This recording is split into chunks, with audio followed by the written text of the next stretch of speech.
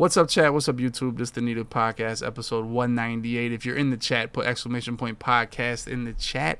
It'll take you to the new YouTube that we have devoted just for the pod ski that we do on Tuesdays, boys.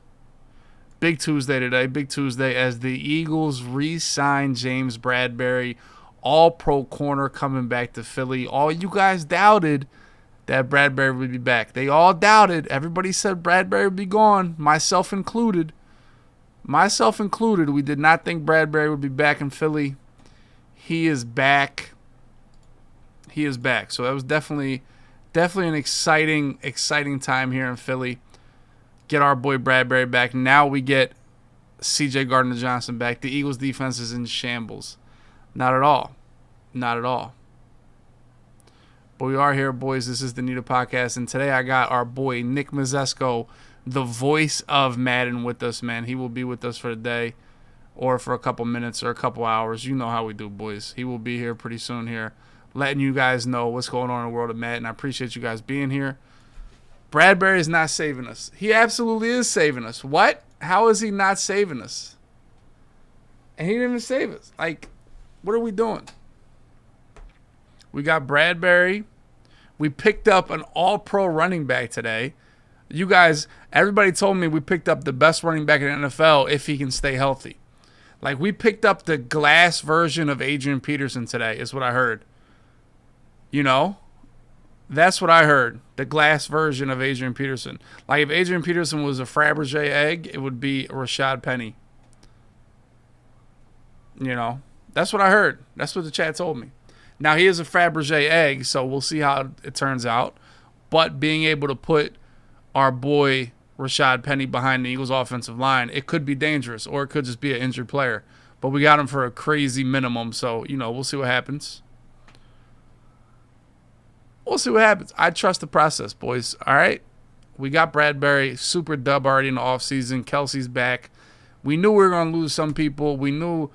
Pretty much knew Hargrave was going to go. He got paid $90 million or something. You know, God bless him. He's a great player. He's not a super impactful player. You don't have to double team him. He doesn't wreck the game, but he's a good player. You know, I don't want to say he's like, I don't think replaceable is the word, but he's a solid player. And he's gone, so. Thoughts on Gilmore to Dallas? Great move. Is he washed? Yes. You know? No, but at the end of the day, I can't hate on Gilmore and then pipe up Bradberry and Slay. They're all kind of the same age, right? I think Gilmore might be a little bit older than them, but they're all like 30-year-old corners, you know? So if I'm going to tell you Slay and Bradberry are good, I got to give you that Gilmore's good too. You know what's crazy to me is I think, how do corners like this, and I'll include Ramsey in that, how do these guys wind up on so many teams being this good a player? Isn't that like a little bit wild? Like, this is Gilmore's fourth team.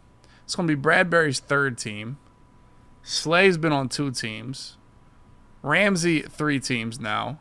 Isn't that crazy? If these players were like that good, how does a team let them walk? And not only one team, but multiple teams. Who knows? Yeah, Berlin, you might be right. And then attitude, money. Yeah, like, isn't it nuts? Like, but this happens a lot. And you know what else I think? How did Dion wind up on so many teams? Revis wind up on so many teams. It's kind of nuts, really. Asante Samuel. I think corner is probably like the position when you look in the NFL that might move the most. I'm just saying that I haven't really put a lot of thought into it, but is it the position we see change teams the most, especially for elite talent?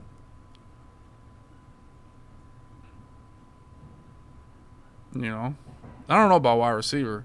I feel like a great wide receiver stays with one team. Like, what's a great I'm talking like, but the players that are getting traded are top 10 in the league. You know, Gilmore was a top 10 corner. Ramsey, Slay. These guys are moving teams left and right. These big-time corners, you know. Corner's the most overpaid position.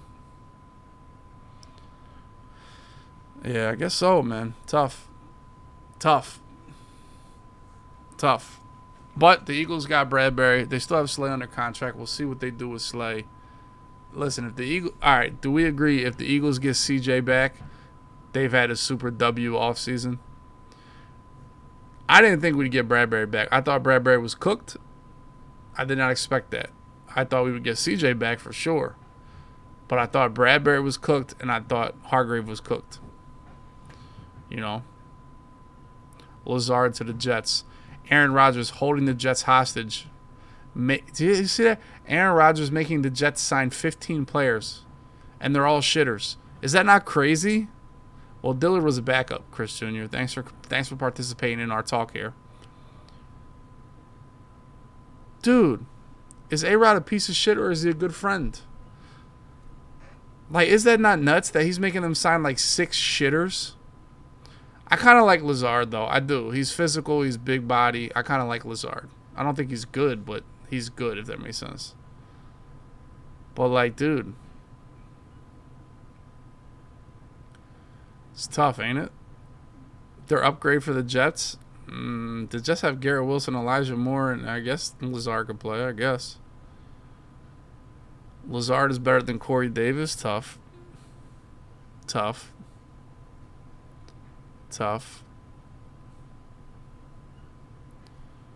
Brees Hall. I mean, listen, if they get A-Rod, they could be tough, but they're not going to have a lot of longevity, right?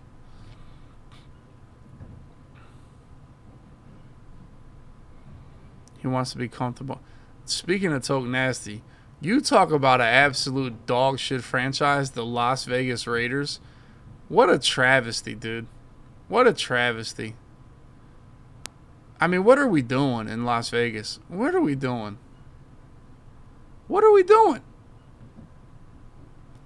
Jay Meeks, do I run one step on all 3 knockouts?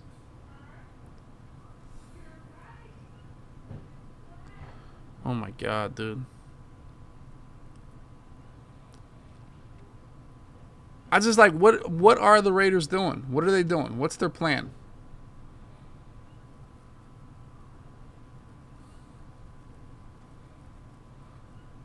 I don't know. Like, what's the plan for the Raiders? What are they going to do? They got Jimmy G, shitter. Are they going to keep Jacobs or are they going to let Jacobs walk? What's going to happen with Josh Jacobs? What type of team goes and gets Josh Jacobs? You know? Javon Hargrave went to the Niners. I do have Twitter. I do. Newsflash. I do have Twitter.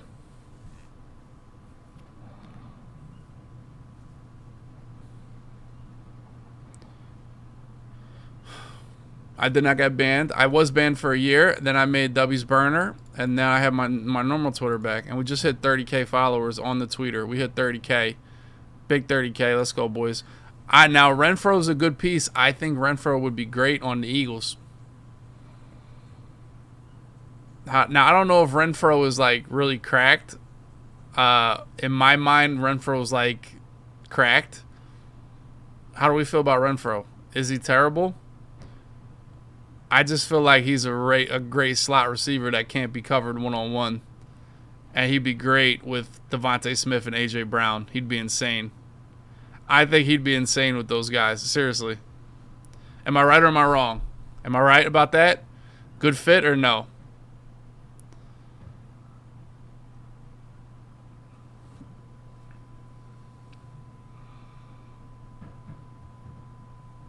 Too small. Okay. Oh, look at this. Jokic getting blurred by another shitter team. Wow. Jokic. My man Mikey. There he goes. Paying for mod. I told you, we're that guy that wanted to be mod. Mikey. That's how he's got it. 5, get the let's go, man. Okay. Good comms from the boys. Good comms. Mr. Dots. There he is. I mean, CJ is needed. If they don't get him, they don't get him. They still got Jalen Hurts. That's what you guys got to understand. The fact we got Bradbury back is a W all on its own. You know, like, I didn't expect that. W.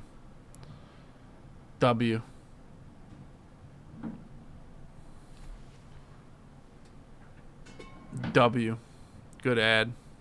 But all right, boys, let's talk.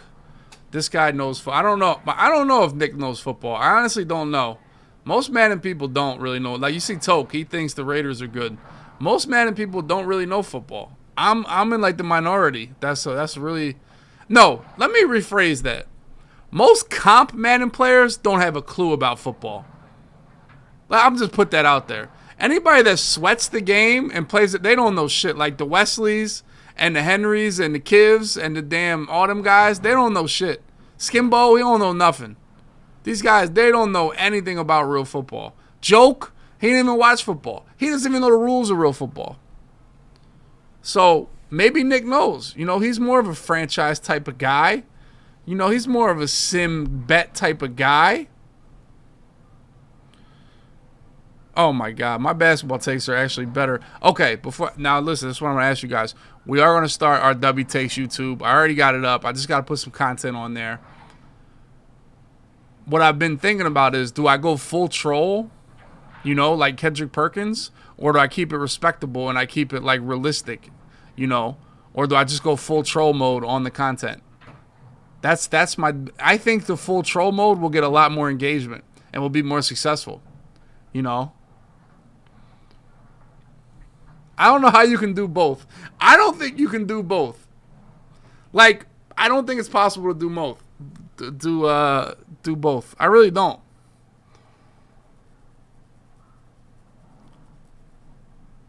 Yeah, if I troll, people will hate me. Yeah, you can't be both. Maybe I can be like honest on most opinions, but then have my Jokic takes that are crazy troll, and my Cowboys takes and stuff like that. Like, I feel like, this is how I feel about. I feel like Skip Bayless is like, I like all his takes for the most part, except like LeBron. Because I feel like LeBron, he just trolls 100%, right? Like, Skip just trolls LeBron. But most of his other takes on sports, I'm kind of on board with him. For real. My man Zylick with a raid. Let's go. My man Astronaut Kid with the gifted too. I don't know. No. This man, Skip, is not right about LeBron. Enough. But all right, let's talk to Nick, see what he got for the boys. Yo. There he is. Now, do you know football? Would you say you're a football connoisseur or what? Oh, yeah. Yes?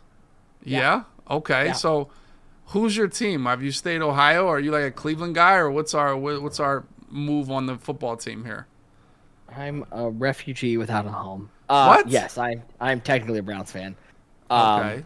The What's that Deshaun like? Watson deal almost ruined me for many reasons. But yes, a lifelong Browns fan, so perpetually depressed. Okay, so you're anti-Deshaun. Oh, yeah, he sucks. Okay, but what if he goes crazy this year and they're like 12-5 and they win the division, and he's back to prime Deshaun Watson? Congratulations. If you go 12-5 win the division, you're basically Baker Mayfield at that point. He did that. Okay. Kind of, almost. He got that close to winning the division. I don't know. Like, I mean, again, he can win 2 Super Bowls in Cleveland. He's still a scumbag, but, like, thanks, I guess. Appreciate it. I mean, that is, I mean, see. I mean, okay. I don't have to love every player that's on the team, but no, I don't love Deshaun. See, I love every player on the Eagles because I see the green, you know.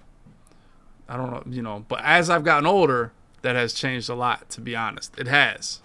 Maybe it's a social media era, and I can read all what these guys talk, and I feel like they're idiots sometimes. You know, I really do. Like, A.J. Brown was tweeting all day about fruit and stuff, literally all day. I'm like, all right, this guy's a moron. And I hated when C.J. Gardner-Johnson called out his coach. You know, I didn't like that either. You know, but the new age got me really not being a fan of the players as much as I used to be. Do you feel that way? Yeah, it also doesn't help that as a Browns fan, I've seen 24 quarterbacks come through those doors and start for the team. Like, you don't fall in love with any quarterback in Cleveland because they all end up leaving or being awful or turning into a pumpkin or are Brandon Weeden and already 35 when they show up to your team. Like, it's been such a tough, like, can't fall in love with anybody. So I end up falling in love with, like, other players on the team. It's just quarterback is just a no man's land for me. Well, what happened to Baker? He was like cracked for like 2 years. Did he do too many commercials, or did he fall into like the Browns curse of brownhood, or what? So it's twofold. One, he played the entirety of 2020 hurt. He had a 21 hurt. He had a shoulder injury in week 3, and for all the good things about Baker Mayfield, he is a gamer. He wants to play. He cares about his team, all that stuff that people talk about, the heart and the grit and all that.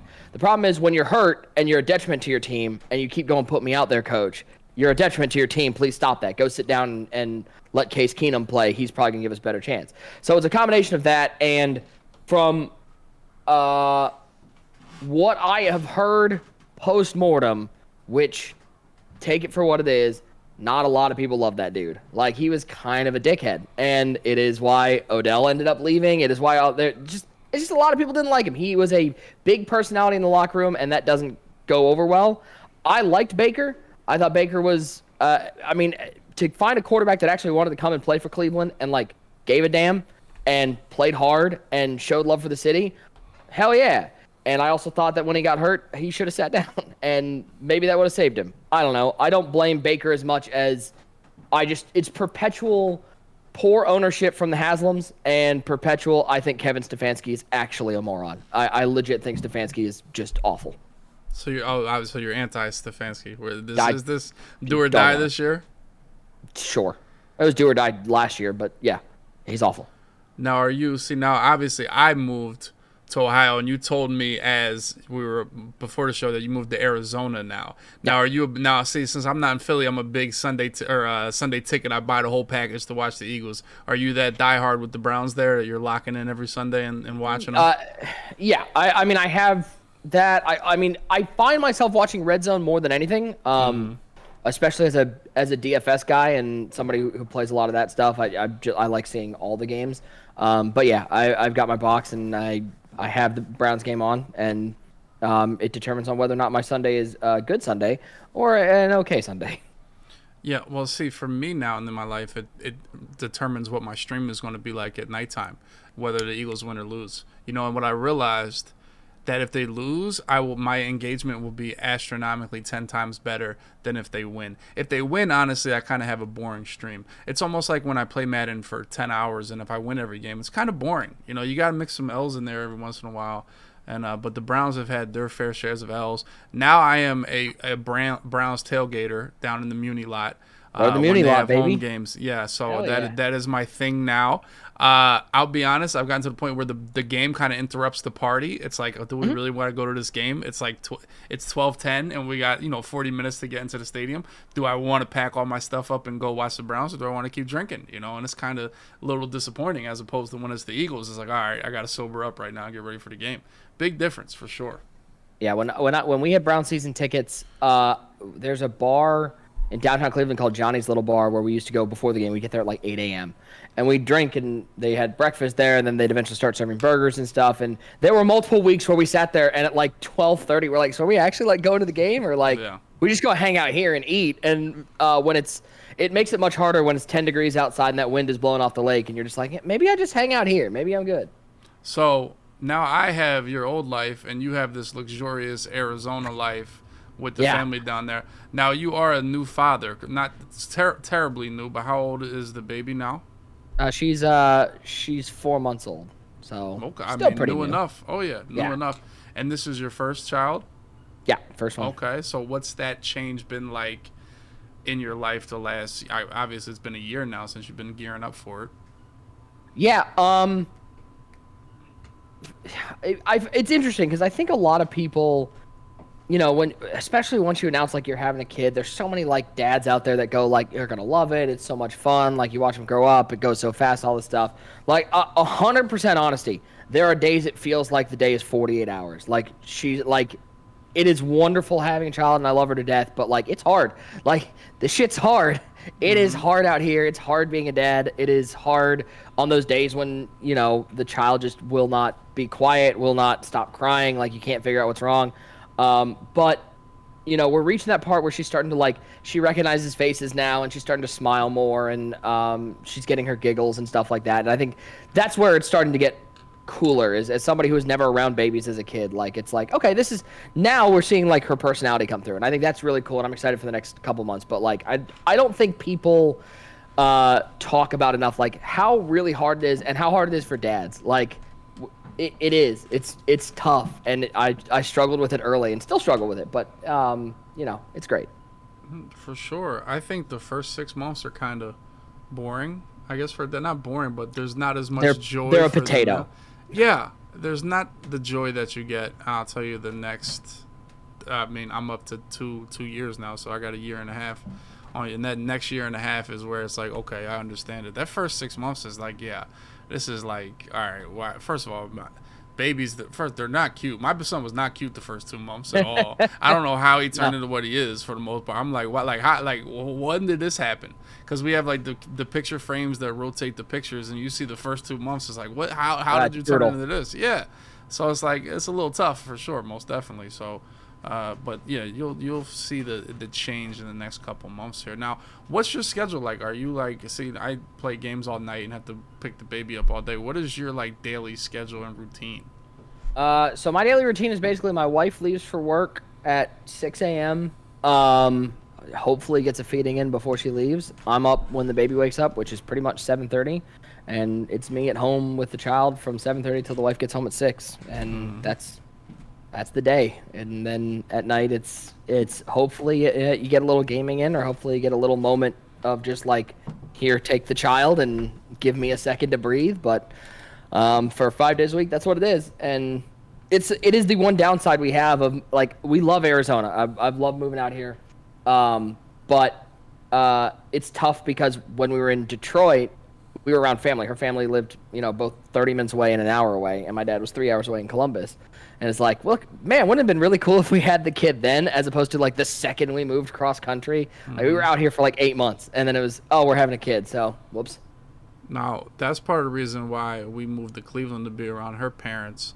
But her parents are a lot more active. Like, her father is a heart doctor, a heart cardiologist. Wow. He's smart, And her mother is like she's like a pilot. She's doing all these activities on her own and stuff like that. I'm like, I should have moved around my parents. My mother's a lot more stationary and would have been more available. Plus, it's hard for me to ask, the in-laws to watch the kid. You kind of got to use that time valuable. You can't just waste it on, I want to sleep in the morning. You got to use that babysitting time way more valuable, than just I want to sleep in the morning. So it's it's not as easy as you think. Oh, we'll move there and they'll watch the kid all the time. I mean, we've been here probably 6 months, and he's probably been there, 10 times maybe. So it's not as crazy as I thought. But here we are. Now. Go ahead. No, I was just gonna say it's nice because, like, right now it's my wife's spring break, and her mother is down here. She has a conference in Phoenix, so she ended up coming down early and spent some time with us. And like literally on Thursday, she woke up early and like took the child, like made sure that like we didn't wake up, and we slept till 11 o'clock. And I haven't slept till 11 o'clock in probably 10 years. Like it was so bad that we both woke up in a panic, like the child has died. Like, it's 11 o'clock, what happened? And then we see her mom outside with her, and we're like, all right, we're good. This was really nice. So I think there is something to be said for, like, it's nice having them being so distant makes the times that they're with her, like, they want to spend time with her and just want to be around her, and that's cool. Oh, yeah, for sure. Most definitely. That's how my parents are in Philly still, so they come a couple times a year. So, yeah, they definitely do. But for me, I kind of have a similar schedule, except the playing video games all night. So I'm like your life, but with a third shift job that I got to do at nighttime. Bless your soul. So, bless your soul. We get it done. But like I said, my son's to the age now where it's easy, where he sleeps. Sometimes he don't wake up till 9:30, 10 in the morning. So that's nice. It's definitely, you'll get there for sure. It'll happen. I want to know, how did Madden? How old are you? I feel like you might be younger than me. I think you are. I'm 33. Okay, so we're the same age, right? So yeah. How did Madden play a part in your like childhood, or when did you get involved in the Madden, and when did it become a big part of your life? I didn't play a Madden until I was a senior in high school. Okay. I grew up in a household with a mother who was, by many stretches of the imagination, many people refer to in my neighborhood as the warden. We weren't allowed to have video games, so we did not. The first football game I remember playing was, like, my cousins had Brett Favre Quarterback Club 99 for the N64. I remember playing that, but I was allowed to get my first video game system when I was a senior in high school, which was a GameCube. So, congratulations. You get a GameCube, and I got Madden 07, and that was the first Madden I played sort of, like, regularly. I probably got into Madden more when I got to college. I was able to, like, I got my own money, and I bought an Xbox, and at that point, like, we were playing a lot of head-to-head stuff. I remember me and my roommate would play Madden 10. We would just play the same. He would always be the Steelers, and I would always be a random team, and we would play, and I was better than him. And never forget that, David. Take that. I won a lot of games there, and that's probably when I started like really getting into Madden. But it wasn't until then. So as a child, it wasn't a part of my life. And remember, as a child, also like I didn't have pro football. The Browns left, and so when I was getting into watching football, all I had was Ohio State. So yeah, it was kind of weird. I got into it much later in life. No, I mean that's kind of how I was for the most part. I mean, I played games, but when our age, back in our day, there was a lot more outside than there was video games. You know, there was a lot more outside than these kids do today. So video games weren't. I wasn't a gamer, if that makes any sense. I really wasn't a gamer 100%. until I was like, oh, this could be my job. Okay, let me get better at gaming a little bit. You know, let me get more involved in gaming for the most part. So it definitely changed. Definitely changed in the last couple of years to where these kids grow up with, you know, a controller in their hand for the most part. Oh yeah. Now let's talk on the pride of beating your buddy David, because I could feel that you still have that pride going on, and I feel like these kids are losing that pride. That people, Madden has changed now that everybody wants rewards, everybody wants, you know, something, given a prize for everything they do. They don't have that pride from just winning a game like I used to, and I still do today, where I don't really need a reward after every single game. I don't need coins after every single game. Yeah, I mean, like we used to, because I mean, David, he was the best man at my wedding. Like he's one of my best friends. Like we didn't. I remember like in college we didn't buy Xbox Live until we were probably juniors. We just played everything locally back when couch play was a thing. So we used to like keep track of stuff. Like we when we played Halo 3, like we kept track of who won the games. And when we played Madden, we kept track of who won the games. And there was a big whiteboard with that. So like there was no pride. There was no, I wasn't in Ultimate Team getting rewards. There's no nothing. It was just purely for like bragging rights. And then you'd end up going to dinner in the calf and just talk about how I smoked you in 4 out of 5 games. Then you'd be like, let's boot up when we get back. And then we'd remember we were in college and forgot to go to class that day. And that was a bigger problem. But hey, nonetheless, I beat him in Madden a lot. So that's, yeah, I think that just sort of that, I understand that people want rewards and all that. Trust me, I'm in all the chats with the drops and everybody's like, why didn't I get my drops pack? But yeah, back then it was just like you won to win. And that's all you needed. Okay, now when did Madden transition and continue to grow a bigger part of your life, you know, during college or afterwards? Madden 16. I remember, so when I got my first apartment after college, the first like game I played like online in a league was NHL. NHL used to have a franchise mode, and I happened to find I had a buddy who was playing in a franchise like you should join in, and I played in that for a little bit. And probably Madden 16. I think I was like, you know, I should like that was really fun. I like football. Like, let me find something in Madden, and that was the first year that I joined. I think I joined 3 franchises and ended up only staying in one and ended up being in that one forever. But I think Madden 16 was the first year that like Madden became not just like a game that I played, but a game I played. It was probably the only game I played year round. Most other games, like I play games until I get bored with them and then I move on. Madden 16 was the first time I was like, I played Madden just about every day for 5 years at that point. I mean, Madden 16 that's what launched the MCS. Really, was Madden 16. So I'm about the same thing. That was definitely a turning point. Now, when did I know? Talk about your transition into the broadcast role, because I remember you. If I'm say I don't know for sure. That's one of the reasons I wanted to talk to you. That you were broadcasting the CFM, or you were like the head leader of the production of the CFM. How did that become a thing that you wanted to get into? Was it something you were always interested in? So in college, I wanted to be a broadcast major.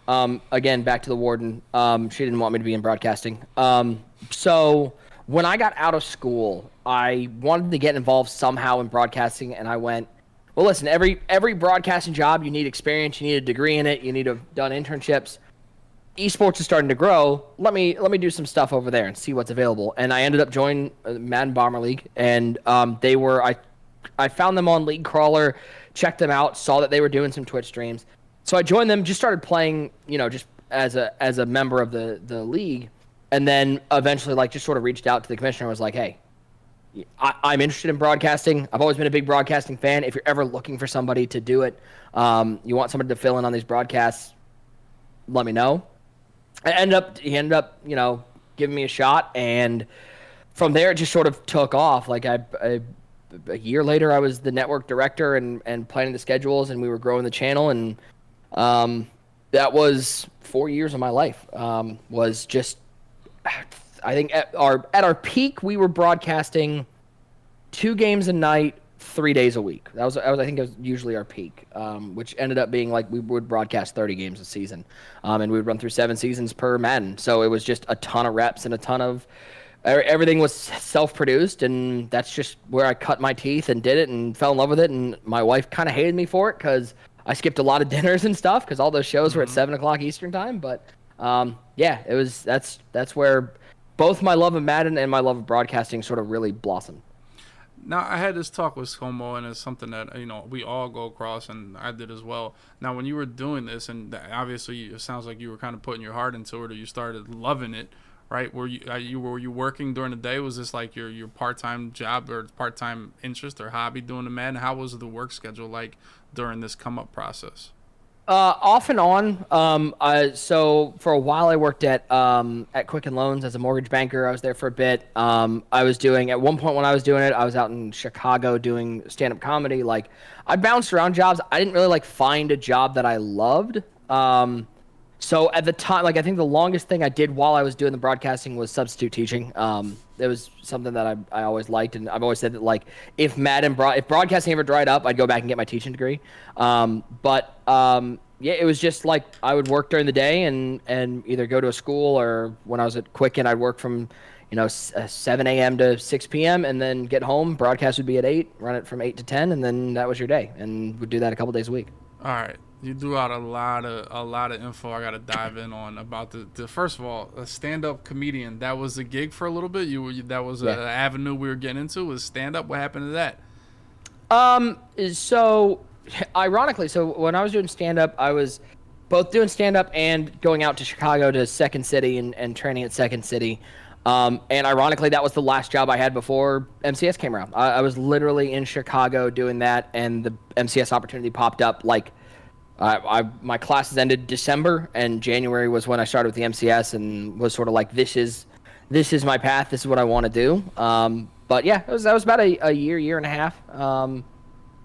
I was doing writing stand up and doing improv at Second City, and it was a lot of fun. It was a lot of travel because I was taking the train from Detroit every Saturday, so that was hectic. But yeah, that was literally the last thing I did right before I got into the MCS. So you were going from Detroit to Chicago to do stand-up. Yeah. Why Chicago? Yep. Why not find somewhere in Detroit or somewhere closer? I had places in Detroit I did it. There were a couple comedy clubs that you could do an open mic night or get a gig at. But Chicago, being able to train at Second City, I mean, that is where many of the great comedians trained. So many SNL guys trained at Second City. So if you can go there and learn some stuff at Second City and learn stuff in Chicago, which is one of the comedy meccas, you're going to be better off than anywhere else. And so it was one of those things that the wife and I had a discussion. It was right after we got married that was I'm going to do this for a while. I'm going to give this a shot. And it was one of those that was I'm going to give this a shot. And if it doesn't work out in 2 years, I'm going to go back to school and get my teaching degree and go teaching. And ironically, I got a job. It wasn't in stand-up, but I got a job in those 2 years, so it worked out. Okay, nice. Is that ever something you want to dabble back into, or is that door closed in your life? Oh, it's something I still, every once in a while get into just writing stuff. I fully admit I'm not a great writer. I'm definitely more an off-the-dome kind of guy, and that's the comedy I enjoy. And it's something that I've definitely been especially now with a child where creative expressions are tough to come by. It's something that I've been I should get back into at least writing it. I don't know if I'll perform again. I do so much other stuff that is filling that need to perform and be in front of an audience. But definitely writing in that creative part, it's something that I still like to do. Tough. Yeah, the chat needs a joke. We need a bit. We need something. That you can't set us without a bit. You got to have a bit that you always break out when you tell people you do comedy. First of all, whenever anybody goes to a comedian and says, "Tell me a joke," I want to punch them in the throat. Well, this is not how anything works. That's how it works. It's wow, you play video games for a living and play a game for us. There you go. Right? But I do, I would open up every stand-up act with the same stupid joke, which was, say what you want about deaf people. That's it? There you go. You can say anything you want. There it is. So you know. Stupid. It was a stupid joke, but yeah. Deaf people are not. If America was like deaf people, we would be. We wouldn't be held back as much. They're a lot. Yeah. They're definitely less sensitive than most for the most part. There you go. So now you won the spot on MCS from doing the. Did you send in your video for like we need broadcasters, and you were like, is that not how you started the relationship with EA? Yeah, it's still up on my YouTube. Yeah. Shoutcaster Showdown. Shoutcaster Showdown. So you were like the best. You were the best of the best in the Shoutcaster Showdown. Yeah, I was one of the 3 that got picked. I remember it was. I think RG had reached out because at that point, I'd been doing NBL for it was like 3 full years, and we had developed a decent relationship with EA. Like we'd gone to EA Play a couple of years and been able to talk with some of the devs, and at that point, like they were sort of recognizing us as doing a lot in franchise and doing broadcasts, and we would have guys pop in. And I think it was RG reached out to me and was like, "Hey, we're doing this. You should definitely like." Submit something. Who knows it'll work out, but like you should definitely do it since you've been doing this for so long. And yeah, ended up being one of the 3 lucky individuals who got flown out to, 19 clubs, which was not, the studio wasn't built yet, so it was in the gym at Redwood City. So I missed all the fun tournaments. Not that it's not fun, but like everybody talks about, Classic in 19 in Vegas. Everybody talks about, Rico's always talking about Turks and Caicos and all these cool places and, the Super Bowl in Minnesota. And I was like, well, I've been in Redwood for literally every tournament except for the Madden 20 Classic. Yeah, I mean, that's tough. But, and we'll talk more about MCS. That's definitely a tough, I guess, tough spot where it was at with COVID and everything, and we'll see where it goes in the future. But it seems like that Redwood City is kind of the super hub now, and they're locked in there for the long haul now. Now, yeah. When you started, I mean, I think you were obviously like more. I want to say the word's not part-time, but you weren't the main guy every game like you are now. So how did it transition to, I'm doing a game here and there to now I am the voice of Madden? Like what was that process like? It happened fast. So 19 and 20. So 19 I was it was Scott and RG were the one, and it was me and whoever they brought in for that tournament. So I think it was Challenge was Problem came in, and then Madden Bowl that year. Scott ended up missing. He was doing other work for the first couple days of the Madden Bowl. So I worked with RG, and then and James Coe got brought in to be the second role. And then Madden 20. Madden 20 was a tough year. Didn't have a great relationship with my producer that year. Admittedly, he didn't like me very much. And so because of that, I got bumped around a lot. So I ended up being the 2 or the 3. But ended up, it was just, COVID happens. Scott ended up leaving Madden. It was the Madden 20 Challenge. It was the last show that we did in the studio. And then it ended up Madden 21 came around, which was the weird year where we just did clubs. And we got new producers in, and they were like, "You're gonna be, we're rocking with you as the only." Like it's since then, it's only been me. There's been no other play-by-play. We haven't had a bench play-by-play. We've had lots of color commentators, but no other play-by-play. But they've since 21 have just been like, "We're rocking with you and go for it." So it sort of just happened like that summer of COVID, and I don't know what the decision was. I don't know how it came about, but I'm grateful for it. It's been a fun couple of years, but yeah, it all happened pretty quickly. Now, as the voice of Madden, this is like, I mean, you're not going anywhere. I'll be honest, the chat is pretty ruthless. The chat, social media is. I'll be honest, you don't get enough hate, or you know what I mean? Like most people get hate even if they don't deserve it. Like Joe Buck and Aikman and Collinsworth, these legendary commentators all get hate, and honestly, they don't hate you now. They hate Bugs and User a little bit more, but you really don't get that much hate. So I would say you're doing a great job. Obviously, we all like it that us that know what's going on, we love your work, and so like my point is, what's next? Like, what's the pinnacle? Do you ever think like, man, maybe I could do real football? Maybe I could do real sports? Maybe I could go to something else? Maybe I could do the Call of Duty League? Do you have any interest? Like, what's like the pinnacle, or where's like your dream in this field that it seems like you're like locked in on now? Yeah, I mean, for me, first of all, I love where I'm at. I've had so much fun, being, because again, I come in from the franchise community. Like, I had to learn the comp game quickly, and the comp community has been amazing, and have blessed to know so many people. But to me, this was always an avenue. Like, my dream has always been to be like the first esports commentator to get moved into a sports role. Like, that's always been my goal. It's been why I try as from a presentation perspective, and trust me, I know that my presentation style, I definitely steer more towards the Gus Johnsons of the world than the Jim Nantz. I'm not the quiet, using his words, not his tone. Like, I'm a big emotional guy, and so definitely steer. That's you either love it or you hate it. And I've seen plenty of people hate it. I've seen plenty of people like it. But it's who I am. But this is all I've always wanted to present myself in a professional manner, because my biggest qualm with esports broadcast is I feel like not everybody, but a grand majority, when you go and watch esports tournaments, you listen to the commentary and you go, these guys are gamers. Like, you just sit there and it's guys who use their tags, and it's guys who, talk very inside baseball without trying to explain it to the masses. And it's just a tone and a shift that you listen to it and you go, wow, these guys all play League of Legends, and that's cool. But like, at the end of the day, like, Kevin Harlan doesn't play basketball. He's a great broadcaster and finds a way to tell that story. And so that's why I've always tried to I want to do that. I want to make that transition and show that, like, esports is growing, as much as Madden esports frustrates me.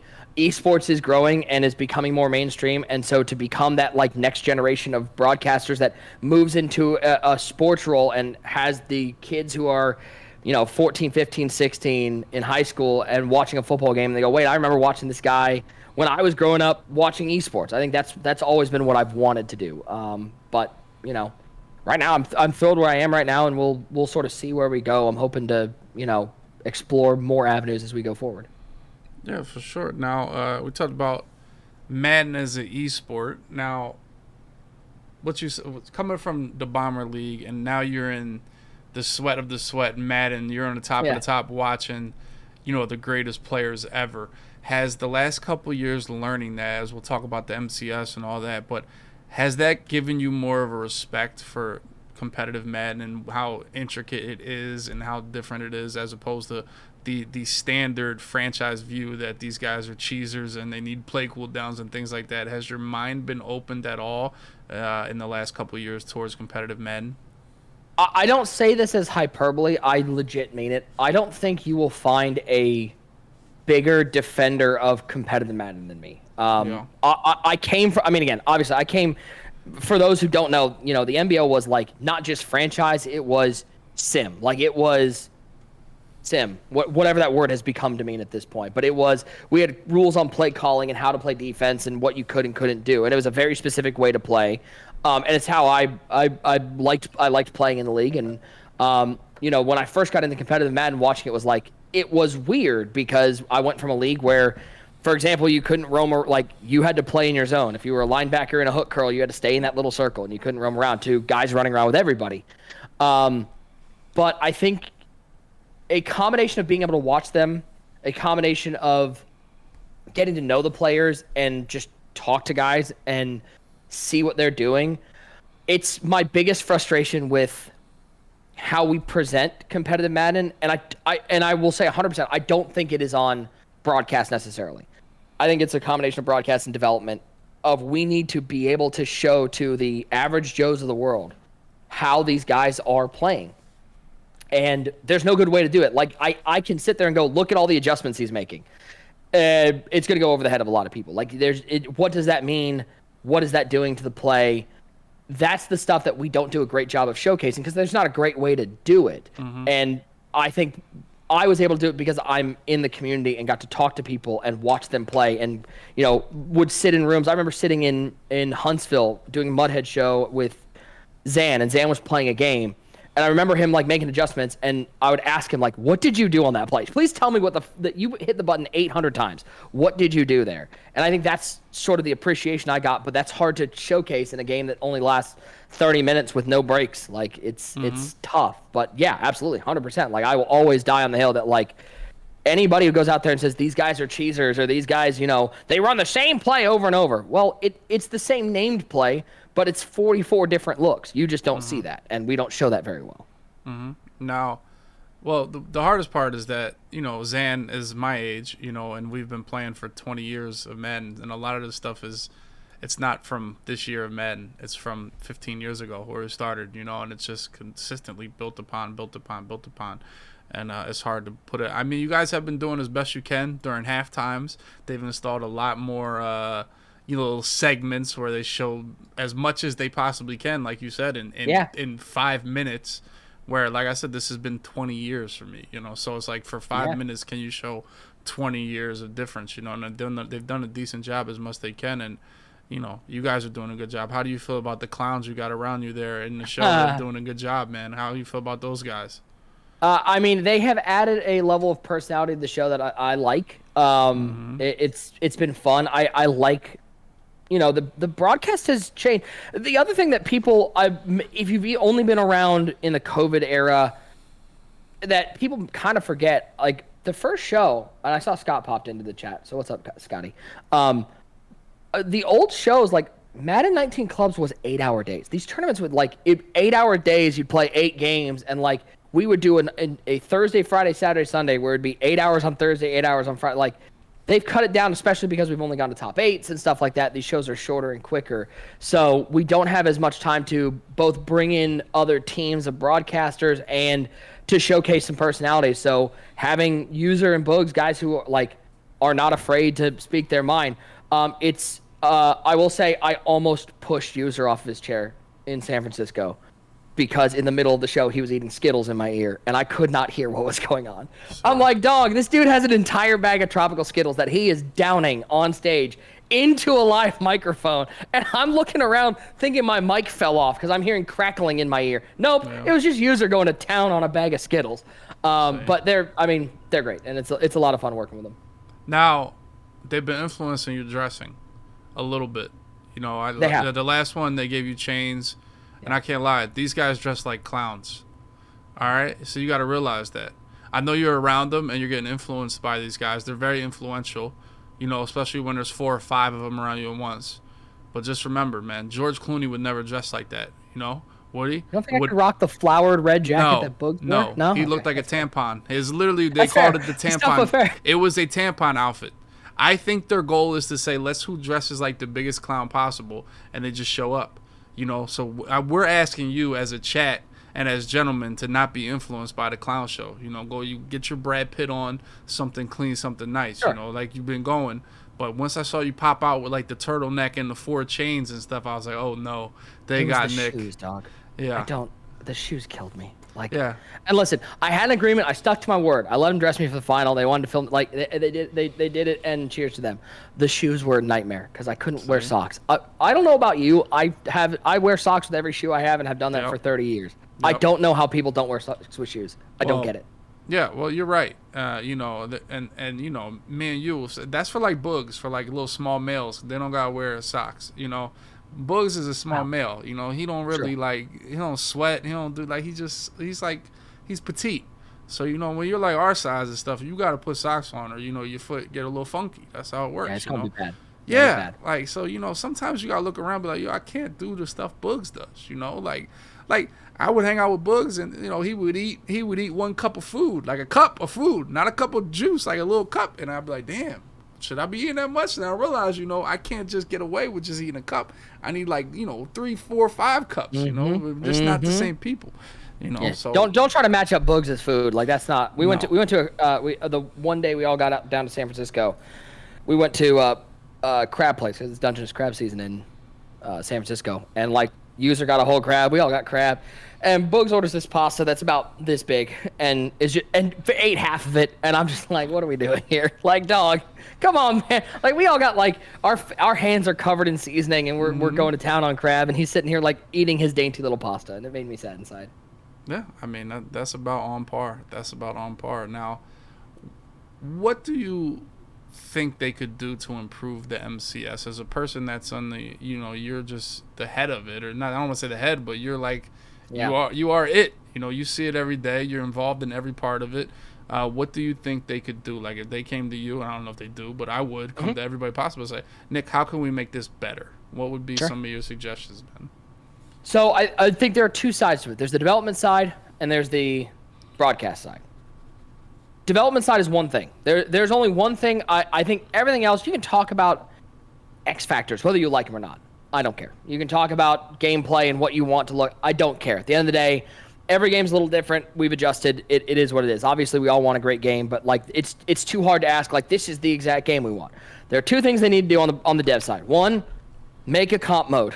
You literally 3 years ago went, here are the 3 modes, competitive, arcade, and sim, and they're all going to be different. And then you went, we're going to put everything on competitive. I don't care. Make competitive a mode.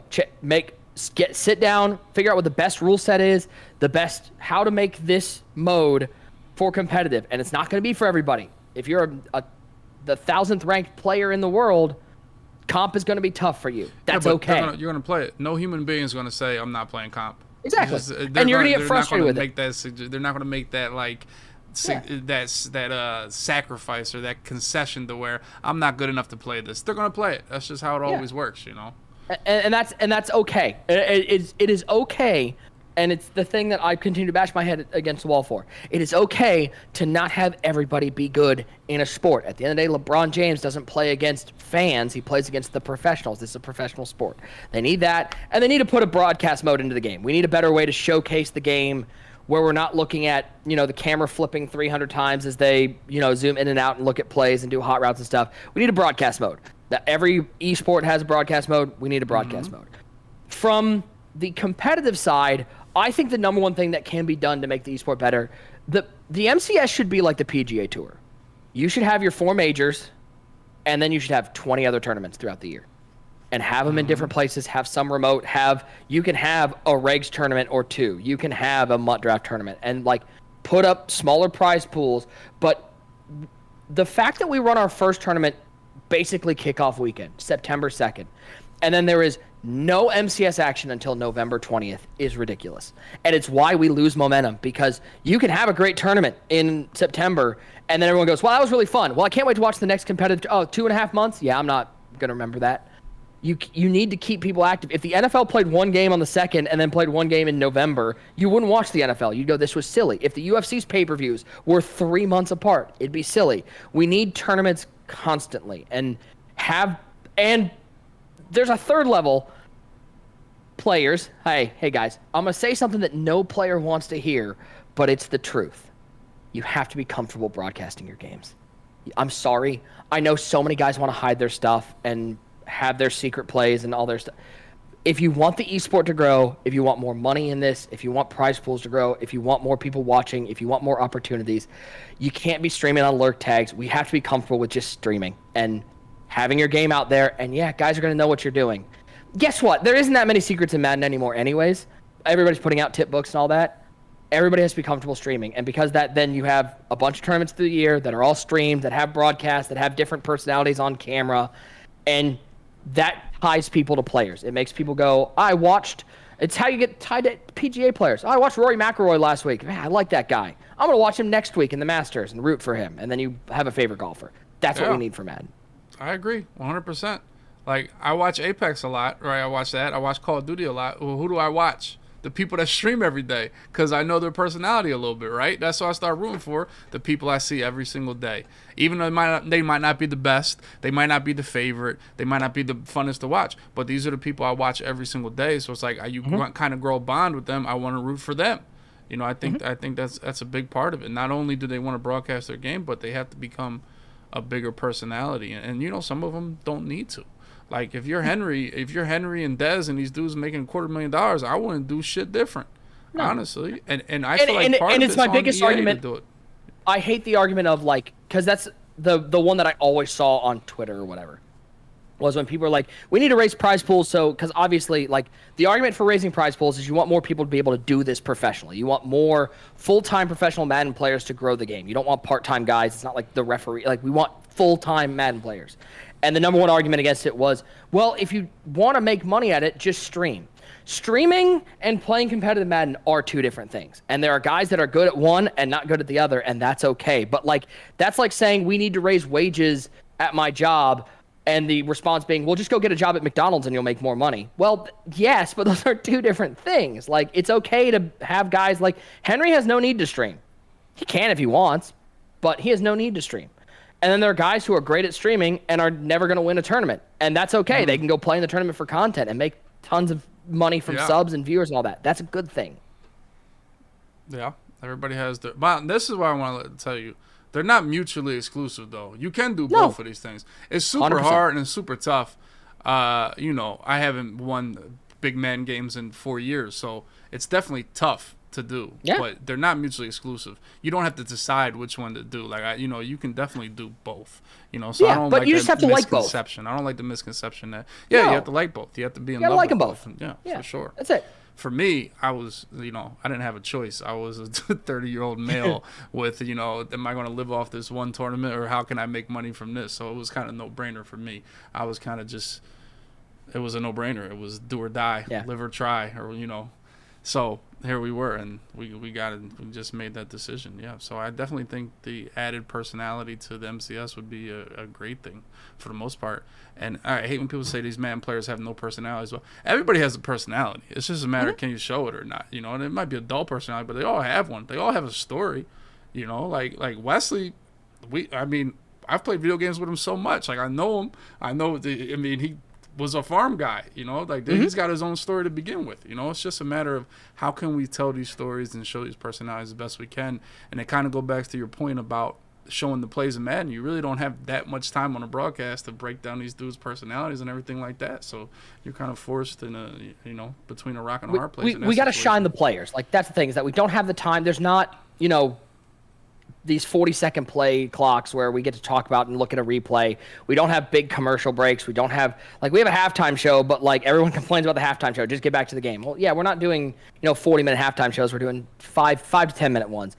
So we have to, as a broadcast team, it's where we need to be better, is showcasing these players. And I always talk about Henry. Like, Henry was a guy who, I remember that first year he was playing, like, he was this quiet kid and, like, was very polite and was a nice guy, but, like, didn't have a big personality. And watching him grow throughout the last couple of years and seeing that personality grow, and I think peaking at that, this past year where he's winning all these tournaments and doing more interviews and stuff like that. Dez, from tournament 1 to tournament 4, that kid, like, got more comfortable in front of the camera and talks really well. Like, he gives great interviews and has a great personality. That's just what we have to do better, is like giving these guys, we need players to be more comfortable being on camera and being more comfortable in getting those opportunities and showcasing those players. And then the personalities will come out. There are some guys who don't have great personalities, no doubt, but not everybody in the world is perfect. So dems to breaks. And some guys have too much personality. You know who you are, people. Yeah. You know exactly who you are. Yeah, for the most part. Yeah. Now, I want to also say that it's not the player's job to grow the sport. You know, I think they can help, but in the day, it's EA's job, right? That's their job. I feel like they can do a better job, especially on these weekends where, all right, it's ladder weekend. You know, I remember, back in Madden 16, we talked about it. Gibbs and Faros, the OGs, the Madden Bible and the Gibbs Man, they had a red zone broadcast from EA Madden, and they were checking in on all the streamers. And I was a really good gameplay. I was a beast at Madden. I always have been. Madden 16, I'm like, bro, this is my chance. If I stream my games, they're going to put me on EA's channel. They're going to bring me up. So I was super excited to have that kind of, propeller behind my streaming career and my Madden career. And that's kaput now. That's something that could be awesome.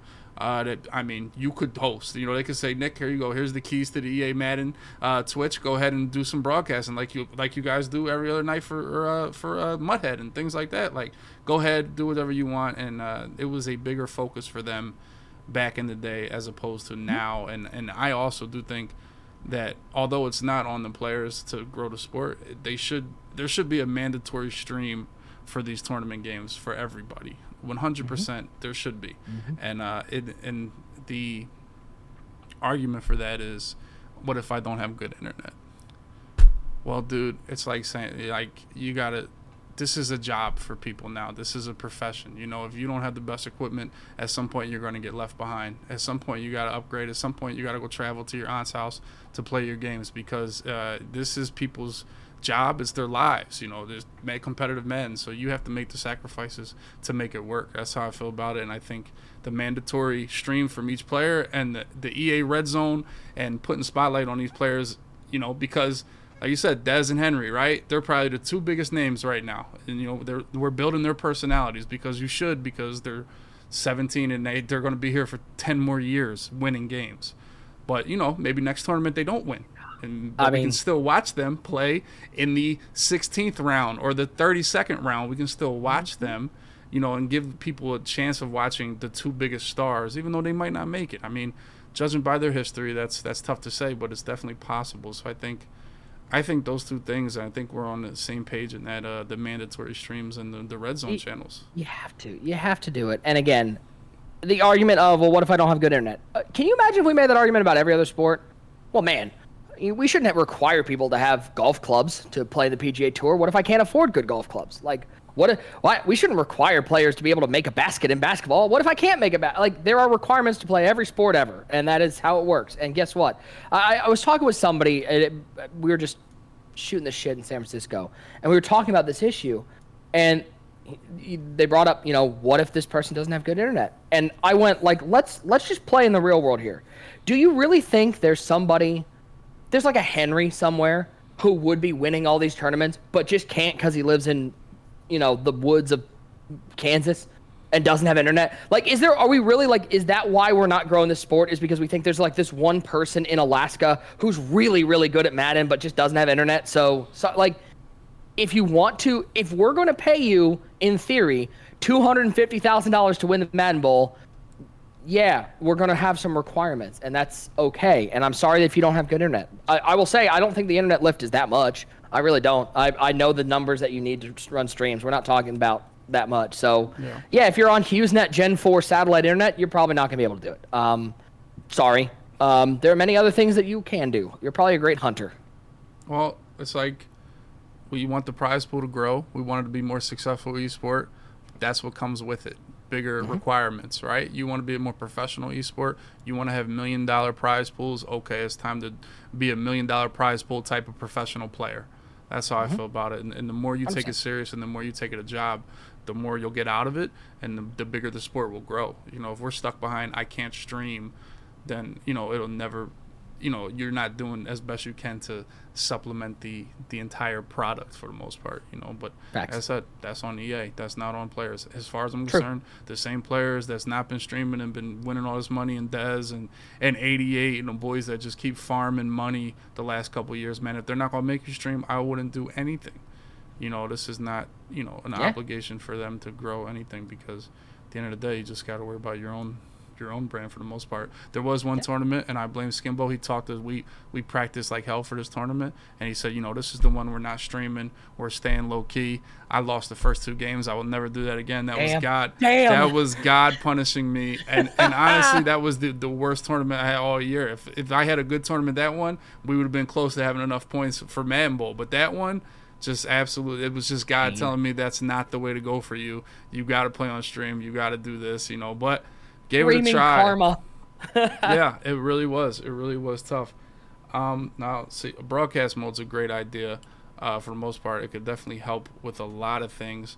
Now, I remember Madden Challenge 17, I want to say, or 18. One of them, they went with the Madden, or the NFL view on the Madden game. To try to this was before you were broadcasting, but they said we're going to put the sim, when you sim bet and watch it like a real game from the sideline. Yeah. And at first, as a Madden player, I hated it. I can't lie. As a Madden sweat, I'm like, damn, I want to see who he's using, what's happening with the safeties and everything like that. But I'll tell you, as I started watching, how when you watch football now and the quarterback throws the ball deep, you don't know what the hell's down there. It's just like, that's how Madden was. People would just let them pass go, and you had no idea what they were doing to when they were catching it. So that was, I don't want to say it was a broadcast view, but it kind of was. I don't know how they did that, but they definitely should implement something like that where you can see both play arts going up against each other. That would be awesome, and things of that nature. So that's that. But I just like, the one that I want is like, in the world where we have the next gen advanced stats and stuff like that, where analytics are becoming everything, like, I want the pinnacle dream is like I want those numbers from a comp Madden game. I want to know how many adjustments he made in the game. I want to know average adjustments per play. And like, God bless Donnie Moore, because Donnie used to keep track of that stuff. He would literally track that stuff. But like, that's stuff that should be in the game, and like cool next gen stats you can pull from the game and go. In that last game, you know, Henry averaged on average, he was running 4.4 adjustments per play. On defense, he was running 5.1. And the hot route he used most was this one. Like, we should like have access to that data, and that stuff I think is sort of the pie in the sky stuff, but that's stuff that ties people and gives you that agency of, well, I play Madden this way. This is silly. These guys do. Oh, wait, hold on. I just saw all the numbers of what they're doing on each play. This is actually crazy about what they're able to do. Yeah, for sure. I mean, the possibilities are endless. You know, I mean, obviously the one thing, I was able to win my championship in Houston at the Super Bowl. So that was super dope. And I like I said, they built their Redwood City studio that looks like they're kind of locked in there. They built that kind of for Madden, so they're kind of, that's going to be the hub going here forward. But what do you think about the good old crowd they had there for the EA for the games there? That's it's not your thing. You weren't pro crowd there. Well, crowds are important. I would love crowds there. The best, honestly, like, again, in my time, the best crowd we ever had in a tournament was Madden 19 clubs, when they had, because we were in the gym, the players lounge was like just a curtain. Like, it was literally just a room they curtained off. So you could hear the players in the middle of your broadcast. So when, was it T. Davis won his game over Kiv, and like Strafing and all them came barreling out of the players lounge to celebrate with him. Like, that stuff was cool. The piped crowds and stuff like that, I mean, bless everyone who showed up. Thank you for being in the studio. Y'all sucked. Like, they were awful. Like, Dez wins this $250,000 tournament. Confetti cannons are going off, and there's not a sound in that room. There's not a clap. Nobody does anything. And I'm like, and then all of a sudden they pan to the crowd, and it's just like Astro laying on a couch, and he's just like, I'm like, dog, can we get anybody in here who cares? Like, please. We need the Super Bowl crowds back. We need stuff like that. And that's where, like, the studio is great, and I understand they spend a lot of money on it, and there's a lot we can do from there. But, like, that's where you just don't, being at the Super Bowl, being at places where you're going to get people just to show up, like, you can't beat that. Paid crowds and stuff like that, and EA employees and all that, like, it just isn't the same. Yeah, but like you said, with that space, it's not getting done in that in that room. There's better off having nobody than having 3 people or whatever they had for the most part, you know. True. I think, I don't know, ours was always, it was our friends that were playing, you know, and you kind of had more. Yeah. I guess it was more like, I don't want to say cruise, but yeah, kind of like, you know, it was more cruise, I guess. And I think everybody's a little friendly now, more than it was then. Even, I mean, we're talking 15 years ago, it was way worse, but, you know, 5 years ago and stuff, I think it was a little bit less friendly, because you had joking the EMB guys, and they would root for each other like it was like it was them playing, you know. And obviously me and Skimbo and Bugs and you know, we would root for each other like it was us. And Problem and his boys and Kevin, all them was the same way. And I think that's what made the crowd for the most part. And I'll tell you, I think they killed, the one time they killed it was the Madden Challenge in 18, where they made you leave if you lost. They wouldn't let you watch the rest of the games. They made you go back to the hotel. And that was kind of, and you know, as Madden players, we're like sweats. Like, even if we lose, it's like, I want to watch what happens in the, you know, the final game. I lost in the final 4. Let me go see what happens between Kiv and Drenny. I want to sit front row and watch it. They were like, no, you got to go home to the hotel and watch it on Twitch. And that was tough. So that was like, and then they paid people to come watch the game when, you know, I could have sat in the front row. So that was tough. Going forward to men, I think it was Madden 18. Yeah, Madden 18 is when they kicked us out. So, and then they did the pre-recorded Madden Bowl, the Ultimate League. They did that. That was all pre-recorded. So we already lost. Like, I already lost, and I came home, and it's not going to air for another 2 months. So cool. Awesome. It's like, dude, I can't wait for the Madden Bowl. Meanwhile, I knew I lost. Not only did I lose, we had to play we had to play Madden all day. right? And I lost at Trinity by like 30 points, like if to go to the live event, to go to the Final Four of this Madden Ultimate League. And I lost at Trinity by 30 points. And all everybody keeps asking me about, how'd you do? How'd you do? Meanwhile, I know 2 months from now, they're going to see me lose by 30 goddamn points. I'm like, damn, dude. I just got to just, so they definitely went away from the good old Madden 17 vibes of the Madden Championship, and obviously the tournament I won, and even the clubs that year and everything was super lit in Madden 17. Now, let me ask you this as the broadcaster for Madden.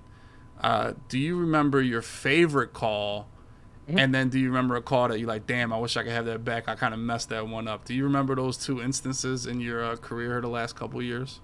Favorite is no question. Favorite call still is Skimbo Spoto Madden 19 Bowl. It was semifinal. It's the game where Skimbo told Spoto to sit down and Spoto told Skimbo to get back in the booth. I think it was pinnacle of like capping, and to go back to your point, like, yeah, I think everybody's like, not that crews are gone, but like everybody's friendly with each other. Everybody labs with everybody at this point. Like there's like, you've got Kiv and Decroft, and that's kind of the rivalries. Like that's all we got. But that was great, and it was also one of the few games I actually got to call with RG, because RG and Cole were just such a good team, and they were together all the time. I didn't get to call a lot of games with RG, but that was my favorite game I've ever called.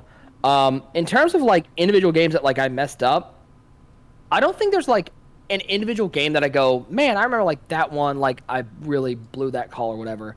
I think like if I could redo Madden 20 again, I would, because I just don't think I wasn't great, and it was the first time I had dealt with like sort of professional adversity and some challenges in there. So I don't think I handled it great, and like I think you go back and listen to some of it, it came through in the broadcast, like it wasn't quite as good, and I would love to go back and like sort of redo some of that one. Also, maybe like have a little less hatred for that game, because while a lot of people like Madden 20 because of it being sort of predictable, from a broadcast perspective, calling stretch was awful, and I hated every moment of it, and I think that came through a lot. And so that's tough. It was a harder thing. It was a challenge that I would just like to go back and, like, now with a couple of years under my belt, I would like to redo Madden 20. But please don't make that, EA, if you're listening, that doesn't mean make Madden 20 again. Like, just please don't. Just give them let it try. Be. Let it die. Now, it's fine. I mean, speaking of that, are you still like a gamer? Do you still get your Madden games in? Like, what's your gaming prowess like on the Madden nowadays, or throughout the whole year when you first get it? I mean, a lot of people aren't playing anymore, but what's your, like, how much do you play Madden? By the way, Scott says me, you, and Cookie. That was Cookie Boy coming down and having Scott Cole on one end, me on the other end, and 5'2", 105-pound Cookie Boy in the middle made us look massive. That was fun. Do I play Madden? Not as much. It's tough when it's like, it's my job. So like when I'm done with it, it's not like, let me boot up. And that's where like my respect for Madden players and streamers who can continually boot up every week, like it's tough. And it was something that like, especially with MBL doing that so much, like Madden 20 burned me out, because in Madden 20, when COVID started, the league moved to 24-hour advances, and that burned me out on Madden. Playing a game every day for 4 months, being locked in a house, like it burned me out. So like I'll still hop on every once in a while. This year, not as much, especially with the baby. Like I just don't have time. If you go back to 21 when I didn't have a child, I played more Ultimate Team last year than anything, actually. Like I actually like got some ebooks and like tried some out and I had a lot of fun doing that. So it's something that I'll probably do next year. But these days, gaming is a lot of Apex and Fall Guys. Like it's just sort of where I am. Fall Guys is sort of my like go-to of, I'd like to play a game that's not going to stress me out. I just want to play, and it's easy as it gets, and I love it. Even though I hate this season, and I'm ready for them to move on. And are you a sweat? Are you like a Fall Guys sweat, or are you just a casual? No comment. So you sweat. So you're like, you know, who's Bobby V is a sweat in Fall Guys. Are you like that level of sweat, or are you like a wannabe sweat? I don't think anybody can reach Bobby V's level of sweat. He has enough sweat for everybody. I play with the same friends in Fall Guys. Okay. But we'll play like we'll play for like 6 hours. Like we'll just play and we'll get a bunch of dubs and stuff like that. So, like at my peak, I'm a sweat, but I don't know. it's just an easy. I love the game. Like it's a lot of fun, and I'm mad right now because I can't play it because I hate the season. Apex, I'm getting back into. It's sort of the first game I've played other than Fall Guys in about 6 months since the child came, and right before the child came. So, yeah, I flip in between. Like I'll definitely pick up. Like I'm excited. WWE 2K23. Honestly, the one I'm most excited for is the show. I had a lot of fun last year playing Diamond Dynasty on the show, so I'm excited for that. I sort of fell off it sort of in the summer when all the card collecting modes I struggle with because you like go out of town for 3 weeks and you've missed everything. You're cooked. It's like You're yeah. cooked. So like cooked. last year we spent a month back in Michigan with family, and it was like I came back and I'm like, what happened? And I was like, well, dead to me. And you look, it's like, that's it. I'm done. I'm cooked. The thing about MLB is they have BR, so you can play that forever. Yeah. And that's what I wish Madden would get back to, is some to make draft champions great again. Make a mode where I don't have to pay money, or and I don't have to keep up with the game every week to play Madden, or play Madden Ultimate Team. In fact, I wish they had a regs leaderboard that gave you MUT coins, where you could just play regs or something like that. But it's definitely hard to keep up with the card modes. That's why I'm afraid of 2K, and because it's the same time as Madden, and I'm spending $7,000 on Madden. I can't turn around and spend another $5,000 on damn 2K, because I get the itch where it's like, all right, I need this card. This 94 is not good enough. They just put out a 95. I need that. And I think a lot of people fall into that kind of spiral downwards, that you constantly need the best card every time it comes out for the most part. It's a tough life. Yeah, it's tough. And like more than that for me is just always like, you're out of town or you don't play when like a patch comes through and something like completely changes gameplay wise, and you're like, well, why isn't this working anymore? And then I got to go find something new to do. It's just, like it's tough to keep up on. I find it a lot of fun. I will say the reason why I really like this show, I think their single player and offline stuff is really strong with Conquest and all that stuff, and that's how I like I'll be honest, I'm a wimp. If somebody talks mean to me on Xbox Live Chat, I cry. Like they scare me, and I'm scared of getting yelled at. So I don't want to do that. So like I like playing the single player stuff, and the single player stuff in Madden is absolutely awful. Don't make me play solos. Don't make me play solo battles. I hate it. But yeah, it's tough to keep up. Like we travel a lot with our baby and seeing family, and it's just like I left for a month, and I don't know what game I'm playing anymore. Yeah, that's pretty much how Madden goes. As the broadcaster of Madden, what do you think is a good Madden to broadcast? Like, what do you think could improve on the gameplay wise that would make it more exciting to watch, or do you think is the perfect mixture for people to watch? So it's interesting from a broadcast perspective, whether people want to hear it or not. Madden 21 was probably as good for a broadcast as you ever got. We got 48-45 games. I mean, that is. You want to watch Chiefs-Bills. Like, you don't necessarily want to watch, November, Big Ten, Iowa, and Northwestern 10-3 games. Like, you want to see scoring. So, like, the truth of the matter is 21 was great for broadcast. This year was good. I would not say it was as good as last year, but it was good. We got some good stuff. For me, I think a good broadcastable game is always going to be balance. It's always going to be, you don't want a game that is all offense, no defense. You don't want a game that's all defense, no offense. And I think being able to get a mix, I think that's what this year did well, is like you did see end of the year, you saw more defense coming in, but like the brain dead stuff, like that's the tough part from a broadcast perspective, is you see the brain dead throw, you see the offense that's high ball and nobody can stop it. And it's like, how do I as a broadcaster go, wow, it looks like once again the wide receiver just wanted it more than that defender. Wow, Ted Hendricks again. Weird how that's the fourth time that's happened. Like, variety is always going to be the key for broadcast. Mm-hmm. Now, do you practice? Do you like I guess come up with different ideas that you'll call the same thing over and over? Do you have like a playbook, or like write the stuff down like almost like a comedian, where you'd have like a notebook where you're like, oh, this is a good call. I could use this line. I could use that. Do you have things like that? I don't write stuff down a lot. I will write stuff down in the moment. Like if I'm mid game and I like think of something early, like if something happens, like 100% transparency. Every Madden every Madden final I've ever called, like I will spend workshopping the first half of the game while I'm calling it, workshopping what the call is going to be if that person wins. Like I'll have a call for Henry and a call for Dez. Like if they win, this is what I want to say.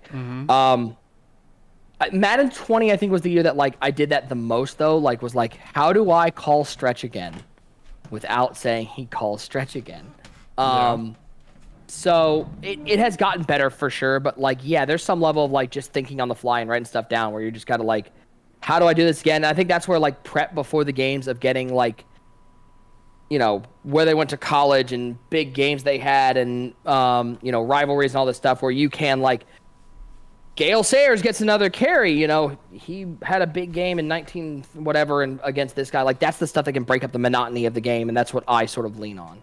So I take notes like that, like this. What I do during interviews to make sure I come back to stuff that kind of like that. I workshop the entire time to make sure I come back to something. So that would so I always have a notepad next to me. So is that what you have when you're up there broadcasting a Madden game?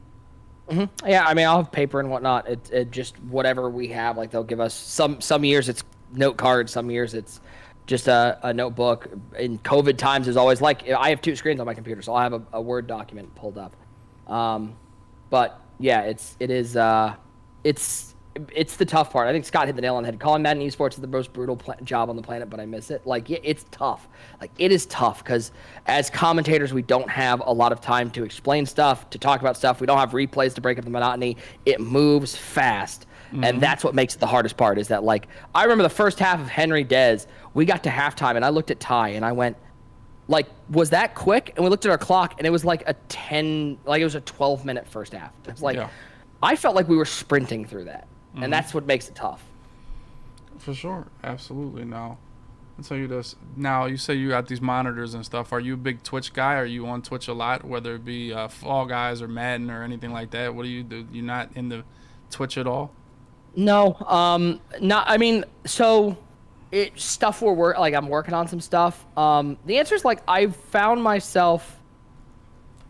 I respect Twitch streamers a lot because when I was streaming semi-constantly, especially after MBL started, because like a big part of my identity on Twitch was the MBL guy, and that made streaming easy because I didn't have to come up with content. I just called the games. Mm-hmm.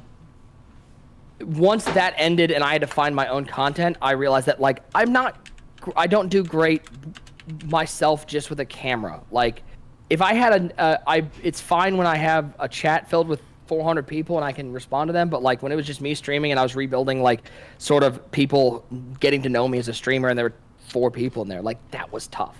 And so it was something that like I don't have a passion for this. I don't love it. So no, I don't really stream, but I'm working on some stuff, especially now that like the child's getting a little older and we've got a schedule. There's some podcasting stuff that I want to do. I've had a bunch of ideas. Scott and I did a podcast for a while. Then I've had a child and it ruined everything. But like I really like that. I like having guys on and being able to do stuff. So like that's sort of where my creative avenue is going to go, is like doing some more podcast things and not worrying so much about like if 100 people listen, cool. If 1,000 people listen, cool. But like it's an avenue. It's something to do, and it's something that I want to build. So is that kind of what's next? Is that what you're working on now? Is like you want to do a show, or like what's the skeleton? 3? Yeah, 3. I've got 3 shows in development right now that we're working on getting graphics and stuff for. Scott, I missed the pod too. We got to get rolling on that once NFL season. Okay. We haven't announced any of them. We kind of announced one. We did a podcast last year called The Bracket Buddies with Fendler and Bobby V. That we're gonna get back going again, where we just do debates inside of brackets, and we had a lot of fun with that. And then there's a couple Madden stuff I want to do. One is we're trying to figure out like whether it's through like utilizing Mutthead as a broadcast avenue, because there's just a great audience there that we can continue to showcase. Mm-hmm. One is going to be something more weekly. One is going to be something that's more couple times a month. Looking back at some old Madden games and getting people on to like do watch-alongs and stuff like that, and turn that into a show that people can go back and watch. And just sort of, it's gonna all be probably I think the idea would be 2 of them will be able to be downloaded on whatever podcast place you want to listen to, Spotify, Apple. The watch-along stuff is gonna be tough to do in an audio medium. It'll only be a video medium, but that's sort of what we're working on. Nice.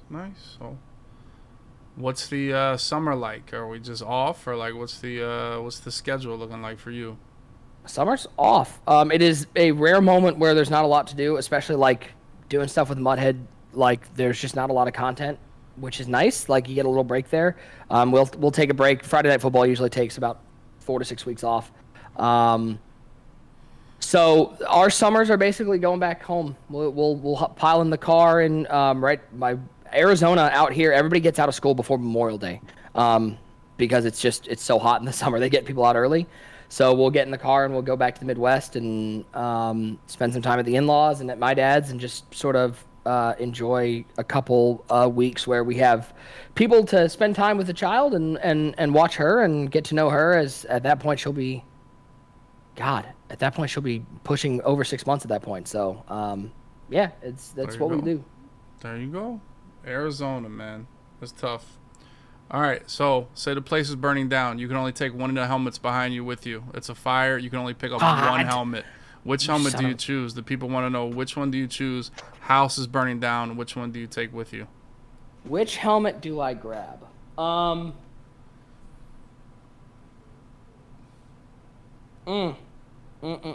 I say the Eagles one just to get the crowd on my side?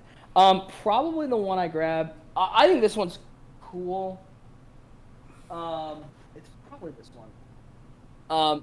It's Randy Moss on a breast cancer awareness helmet. Okay. I just think it's a cool. It's the chrome, the pink chrome breast cancer awareness. There you go.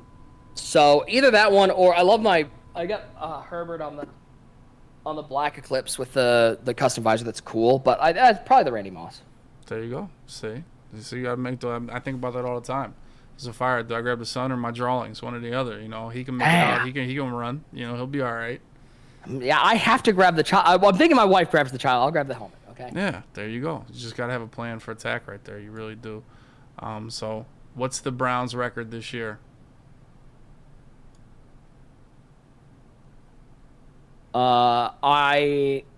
Unless Deshaun Watson shows me something more than the 53% completion percentage he came in. I don't care about Rusty. You pay $253 million. He can come in and be better than that. That's right. I mean, they are stuck in the 6-10, 7-9 purgatory. So worse than this year?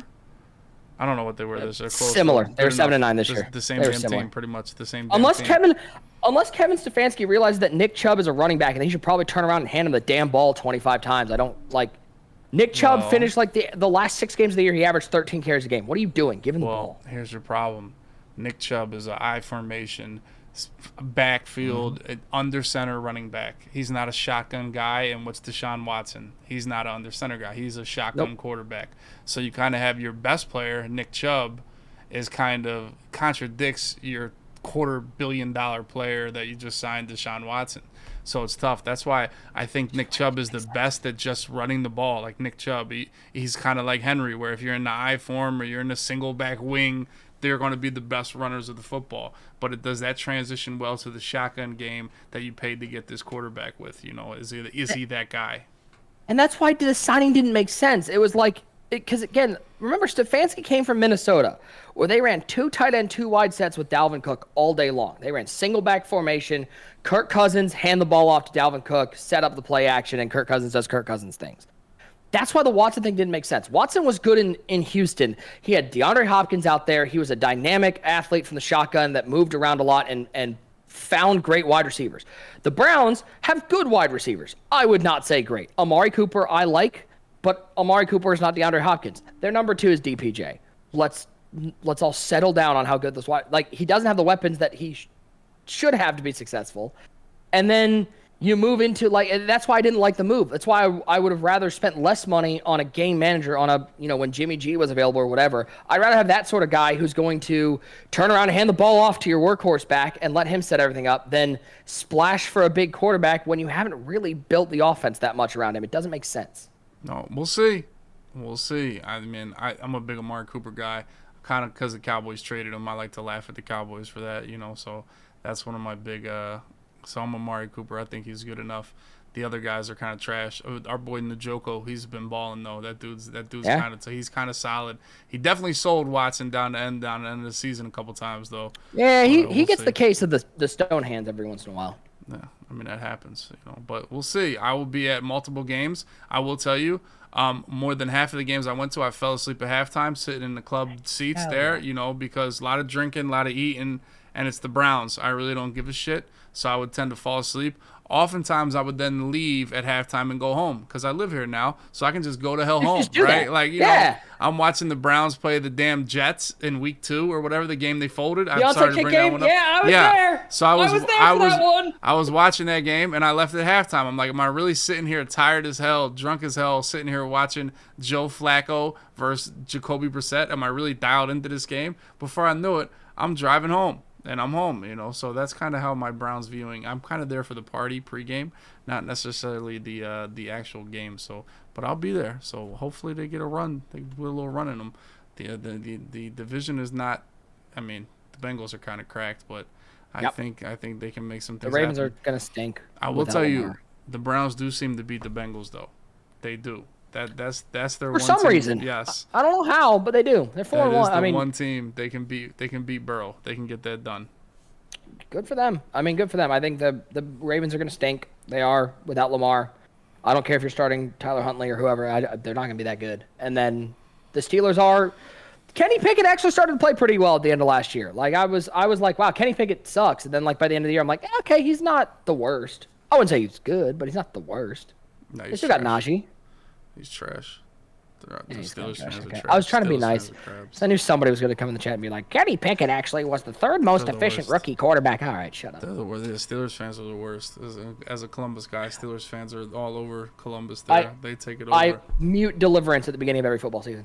No joke. That's a good man. That's a good man, Deliverance, man. See, he's a great dude. When you think about Cowboys fans, like Deliverance is top of the list, because he's kind of the scummy one. So you kind of take it because Gut Fox is kind of like, he's kind of the classy one a little bit, and you don't want to think of them as classy. So when you think about Steelers fans, you gotta think about the scummier one. That's so you think Deliverance, and things like or Mallow from this chat, the guys like that.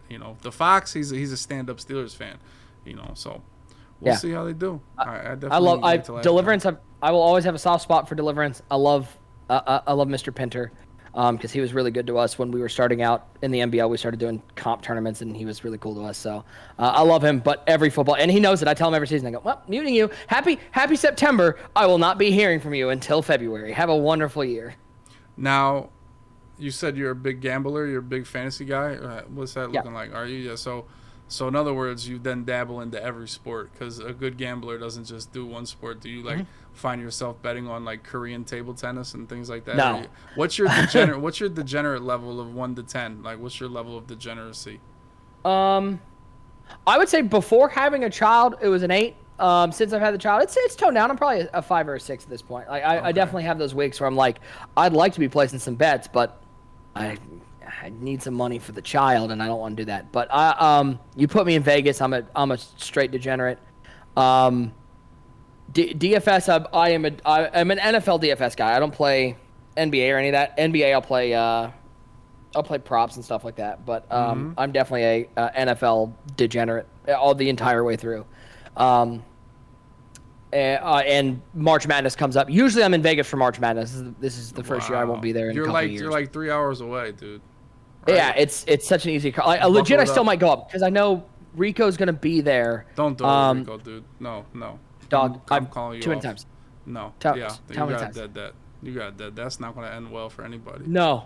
Both Rico and Oreo are gonna be there, so that's just all sorts of problems. But there's a non-zero chance I drive up while her mom's here. Like I drive up Friday and drive back Friday night just to like say what's up because I haven't seen Rico. And so you're gonna drive there for a day and drive back at night? I'm not staying there at night. No, the worst decision would be, hey Rico, I'm gonna stay here for the night. What are we getting into? Cutscene. One day later, I'm dead. There you go. Well, see, you got 2 decisions to make. You stay home, right, or you go all out. You're trying to be lukewarm. How are you going to pull up Friday at noon? Like, what's up, guys? Right? First of all, Rico's not going to be alive until like 5 p.m. Right? Well, exactly. I'll be able to tell where he is because I can hear him snoring from down the hall. So then you think you're going to be able to just be like, hey, I'm going home now at 9 p.m. at night in Vegas? No, You know I'm the definitely games past don't. that thing. Yeah, the games don't stop Yeah. till damn 1 a.m. in Vegas. Yeah, You it know, won't. yeah, It you're won't. gonna be. It So probably you isn't got, you happening. say now you know what you're getting yourself into. Just in case Rico tuned in, like right now, is like, Nick, you coming to Vegas? Like, so yeah, I'm definitely working on it, man.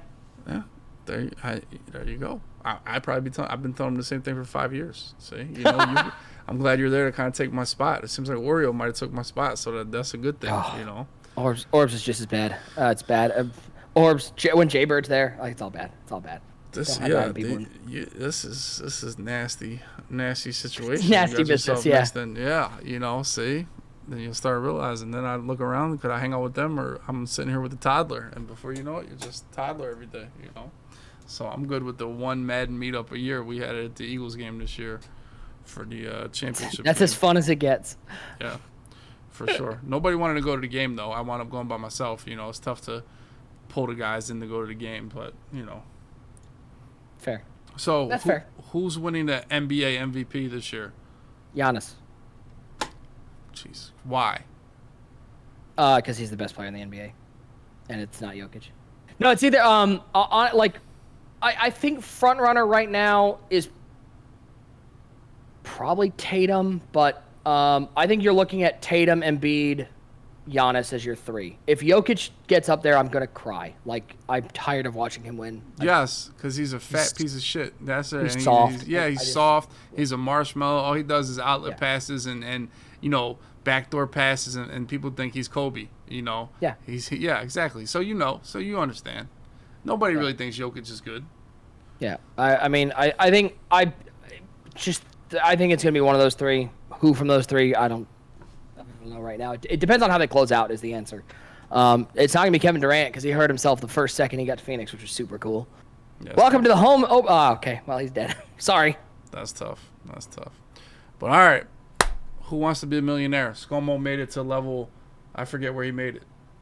Are you smart enough to do these things? What's your level of smarts for who? Do you know who wants to be a millionaire? Because somebody didn't know. Oh, yeah. I think Des didn't know what the hell it was, or Salty, one of those guys.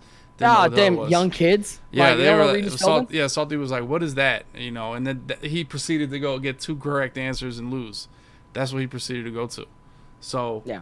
we are here. We are dialed. This is the Who Wants to Be a Millionaire. You know how this works. Yeah. Once I hit this first answer that you get, it's going to be a minute between each question. Now you can look at the chat, but they are dumber than you. Just always remember Okay, that. sure. All right. Whenever you get Yeah. in Twitch, realize they might have an answer, but they're dumber than you. ScoMo did answer the $32,000 question correct. I think he lost on 64,000. That is the record so far. Okay. So that's the first question. Which of these slang terms is something excellent, very cool? The bomb, the gun, the grenade, or the bow and arrow? I'm gonna go A to bomb. Okay. Final answer. You're hot. There it is. Don't you? Nailed it. Let's go. Good answer. Something heard but not paid attention to is often said to go in one ear and out what? It is D, the other. Final answer. There you go. See, you're getting the ScoMo questions right now. Let's go. I feel smart. There you go. I mean, if you are much better at something than another person, it's often said that they can't hold a what to you? A blowtorch, a bonfire, a candle, or a match? It is D, a candle. Are you sure? Are you dialed in that answer? Final answer. Okay. Hot. Pretty hot. This Hot, is literally, like a candle. According to a proverb, what kind of behavior wins the race? Sly and cheating, rude and plushy, slow and steady, or fast and furious? Very good. As much as I love Vin Diesel, it's slow and steady. There you C, go. final answer. There you go. Even the chat could have got these. I like rude and pushy, though. I tough. am a fan of that. On what part of the human body are the taste buds located? All right. Okay. Uh-huh. Yeah. Okay. Yeah, A-tone. Oh, they might have got easier since ScoMo's answers. I'm here for this. Thank you for the All right. softball questions. There you go. You're closing in. Okay. Who is Flash Gordon's arch enemy? Dr. Octopus, Sinestro, Ming the Merciless, or Lex Luthor? God. Hey, so you caught me in a weak spot because Flash Gordon is such an old call. So Doc Ock is Spider-Man, Lex Luthor is Superman. I'm pretty sure it's Wow, chat, you guys are all over the place. I'm telling you, Shout don't out- look. They're dumber than you. You just wasted 10 seconds of your 30 seconds right You now. I'm guys, talking to the you chat. guys all suck. They like Ming the Merciless. I've never heard of Ming the I'm Merciless. pretty sure it's. Oh man, Well, chat's 50-50? dumb. I think I'm gonna go. Chad, I'm going with you. We're going Ming. Ming the Merciless. You're We're listening going to chat. Ming. I Go think- Ming. Oh, he got it right. Oh, I didn't know what the hell that was. Oh my I think god. Sinatra. I don't remember. Which I don't Sinatra know. was from. All right.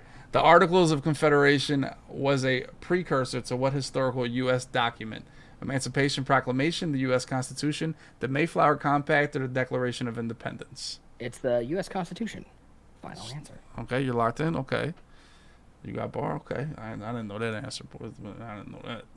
Somebody paid attention. He is a substitute teacher, so you might have a leg up on some people. There you go. Gang. Where in the human body is the solar plexus? Ooh. Is it the feet, the eyes, hands, or abdomen? Solar plexus. The solar plexus is in the abdomen. Final answer. You're locking this in? Okay. No lifelines yet. This is the best run we've had from the substitute teacher comedian Nick. Which of these political activists co-founded the 1960s left-wing group known as the Yippies? Tom Hayden, Timothy Leary, Stokely Carmichael, or Abby Hoffman? The Yippies. Well, how does the phone a friend work on the online? Somebody will call you and I'll just read it and they'll pretty much give you the answer. You want to do phone a friend, or are you phoning the automated friend? Yeah, let's phone the automated friend. That one I don't. Your friend says, "You've asked the wrong friend. I really don't know about anything about this. I can't help you." Damn, that's tough. Cool. That's a bad friend you called. Cool. What friend did I call? Did I call my wife? You called somebody. They had to answer. You got two more lifelines. I'm gonna. So there's only one name on here that I know. It's not Timothy Leary. I know that, and I'm like 60% sure, and we might as well roll that. I'm pretty sure it's D. I think it's Abby Hoffman. All right, that's what the chat's saying. Let's see. Okay, the chat is hot. Okay, the 32K. This is to match the ScoMo record. Decolletage is found on what part? Decolletage. Oh, decolletage. Decolletage Obviously. is found on what part of the dress? The hemline, sleeves, waistline, neckline. Decolletage.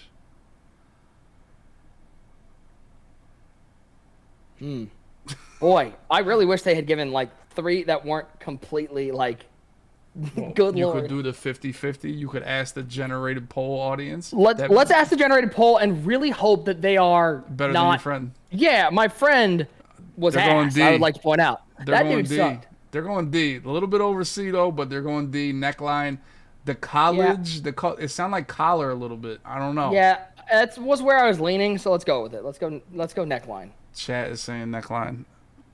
You know what's crazy? I know like this dude Calvin Ice is like 14 years old. I don't know how the hell he knows answers for this. Like I don't know. In 1996, this is for the record. In 1996, Kwesi Mufumi gave up what position to become president and CEO of the NAACP? Congressman, ambassador to Kenya, university president, newspaper editor. Kwesi Mufumi is now That's the CEO a name. of the I know the NAACP. name because that was Clinton. But I don't. Give me the. Let's use the 50-50. Let's like get it out of the way now. Congressman and newspaper editor. Everybody in the chat said B, and then now that it's gone. It was so not they were ambassador to wrong. Kenya. No. Settle down. It was not B. Settle down. I'm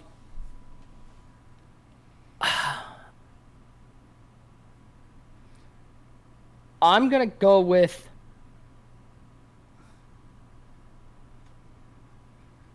I'm gonna go with A. I think congressman. I think congressman's a good call because why would you give up newspaper editor? That's like a regular job almost. Yep. See, there you go. Boom.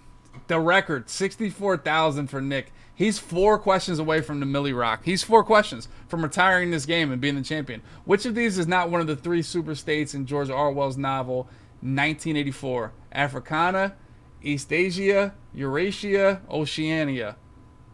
Super states in 1984, George Orwell's novel.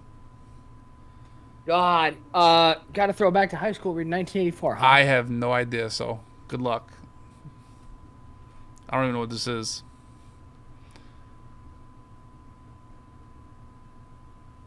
Chat has no idea either. Just type letters. That's what they do. They're like an A. Chat's like an A. I'm gonna go with A. A? Sure. A. The chat's like an Africana. A. The chat is like an A. Africana. Okay, hot. 125 in the books. Oh my goodness. In Richard Strauss' opera Salome, Salome performs the Dance of the Seven Veils for what ancient ruler? Solomon, Julius Caesar, Nebuchadnezzar. Hell yeah, or Herod. Okay, so there's a world where like the Solomon is just far too on the nose. It's either C or D. I think it's D. I'm gonna go D. I'm gonna go Herod. Chat is heavy on D. Okay, we are 2 away from the Millie Rock. Bible time. At age of 26, Edward Rutledge was the youngest person to do what? Nobel Prize, sign the Declaration of Independence, climb Mount Everest, or swim the English Channel. Oh, Rutledge was not the end of it's. It's either Everest or swim the English Channel. I think it's swim the English Channel. This is tough. Chat is all. I can't lie. This is the furthest the chat's been apart. But Rutledge was also B. in Fast and Furious. Yeah. It's either D or B. The English Channel. Those are 2 drastically different things. It is, but I recognize the name. Let's go B. Let's go 1776, please. Rutledge, Independence, locked, got it. The Millie Rock question. B. I looked it up on Google.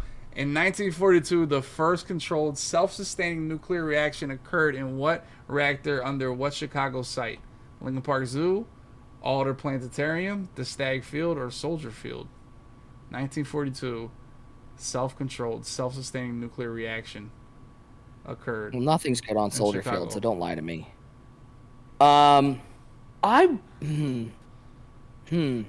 Chessa's Soldier Field. So Soldier Field's right on the river, the water, yeah.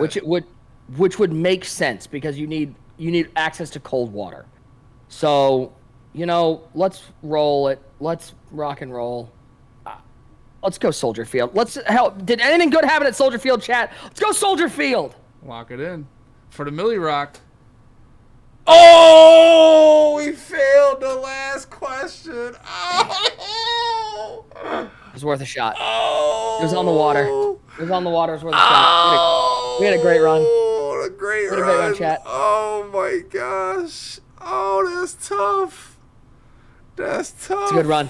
It's a good run, chat. That was a crazy run. That was a crazy run. Chat did not say C. No, chat did not say C. Chat always wants to take credit.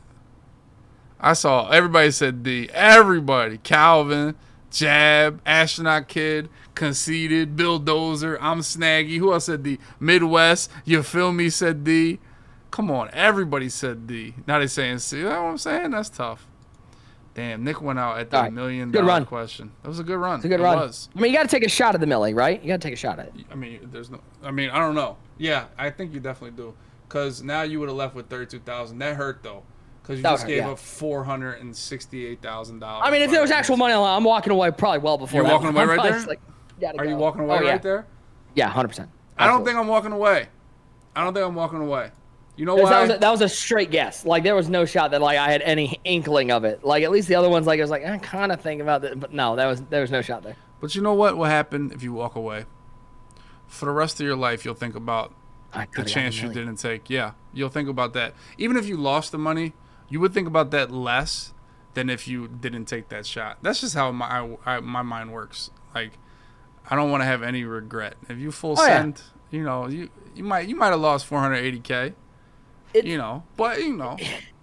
the perpetual. It's the question you always get, which is if you were on Deal or No Deal, like, do you get all the way down to your briefcase? And it's like, yeah, probably. Like, because I know that the second I go, I'm gonna walk away, they're gonna open my briefcase and be like, there was $500,000 in there, idiot, and you took $32,000, stupid.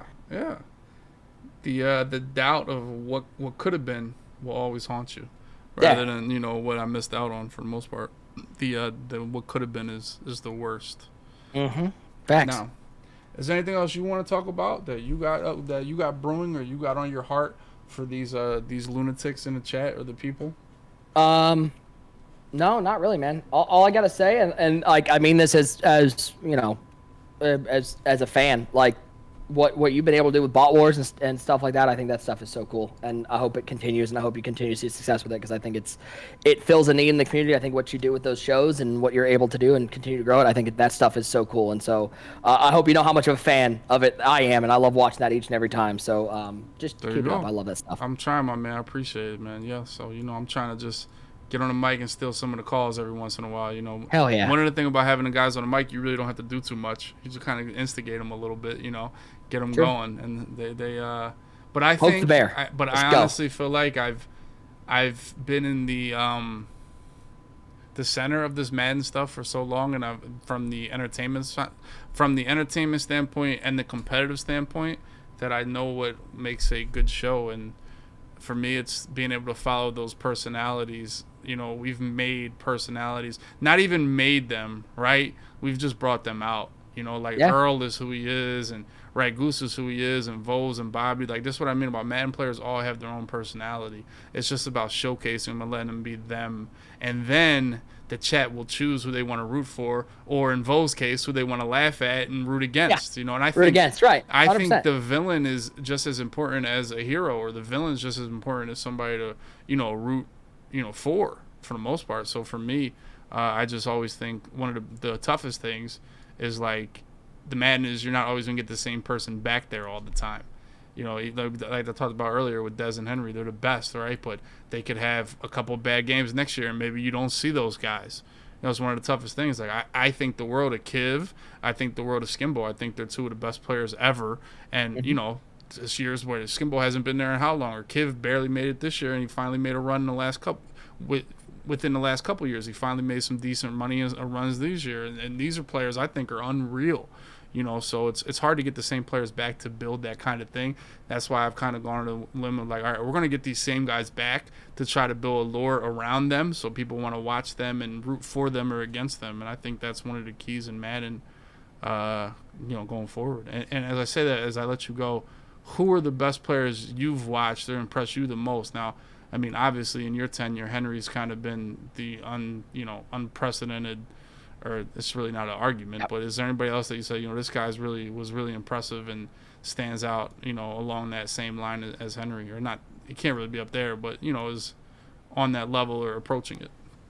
I mean, if you talk about, like, the best players that I have in my time of calling Madden that I've gotten to see, the most impressive, Henry, obviously. If you don't say Henry, you're wrong. Mm-hmm. Drini. I think what Drini was able to do in about a 4-year span was wild. And by the way, continues to have what is both the best performance ever and the worst broadcast ever for a Madden Bowl final, when he beat Spoto 49-0. Just worked him, and that was unbelievable. Obviously, like, I caught Skimbo on the tail end, but watching Skimbo, I have not gotten to see. I watched Skimbo.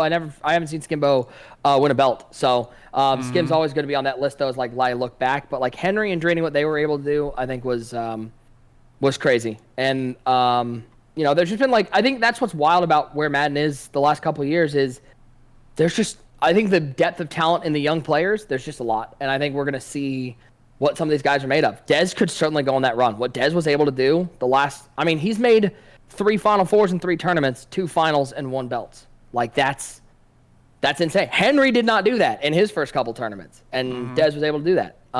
So I think the player pool is in a great place, but I'm excited to see who the next ones are. I'm excited to see. That's always the fun one, is who's going to make noise next year. No, well, I mean, we're ready for it for sure. We're ready to go. I mean, I appreciate you being here, man. It meant a lot. I know I hit you up probably today, and you were ready to go. I'm glad personally I got to learn more about you for real, because there's a lot of things I didn't know.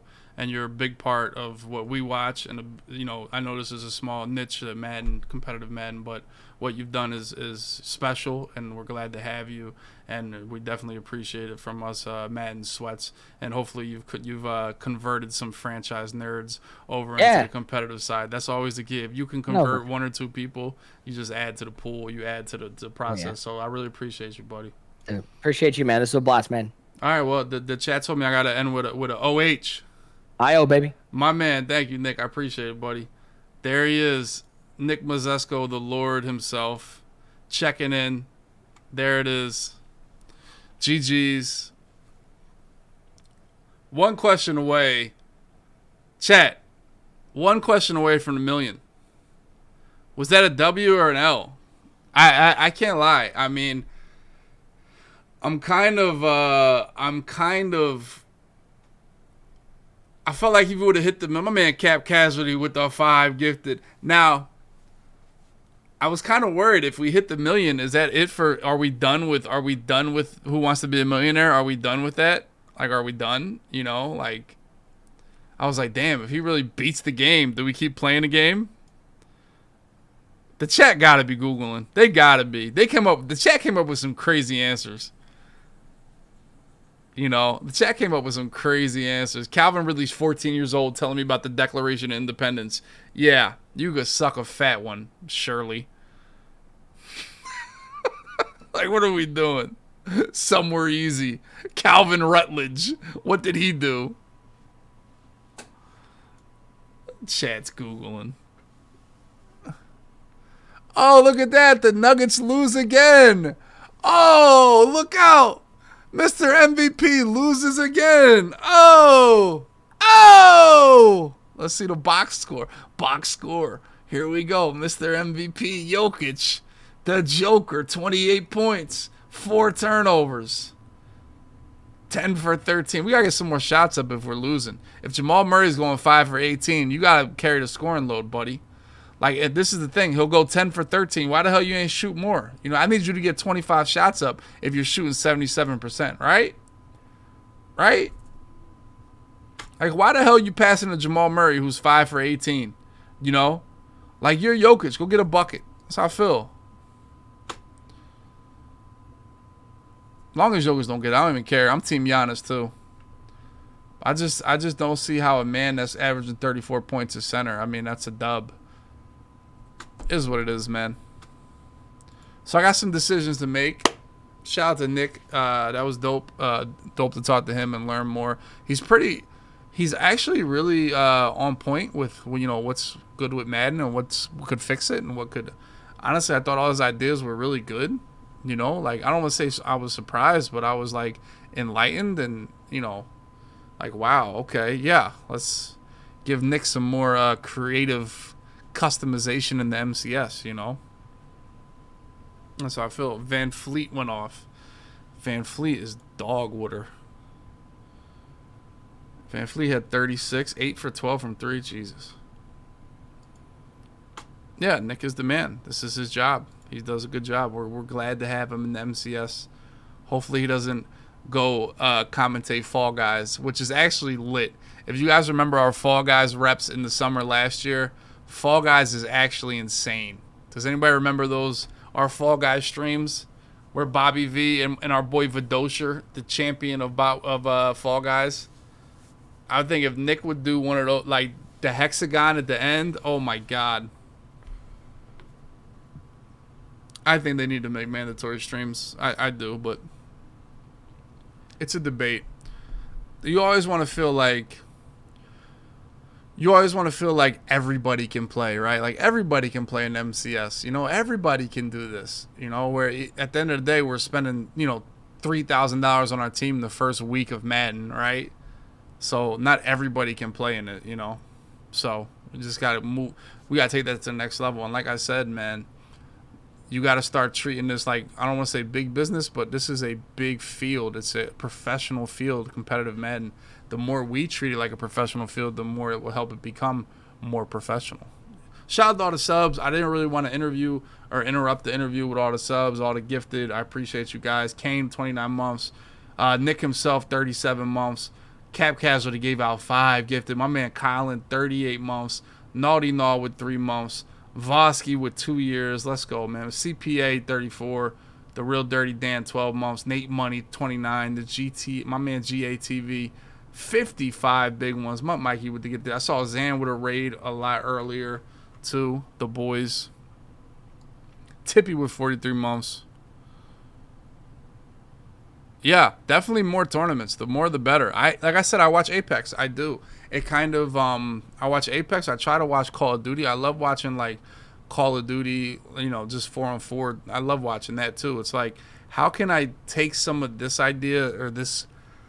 What makes them good? Like, what makes these esports good? And Apex has a new tournament every week. I'm watching a new tournament every week at Apex. So I do agree that the more stuff, the better, and that's why, Players Lounge tries to throw tournaments every day.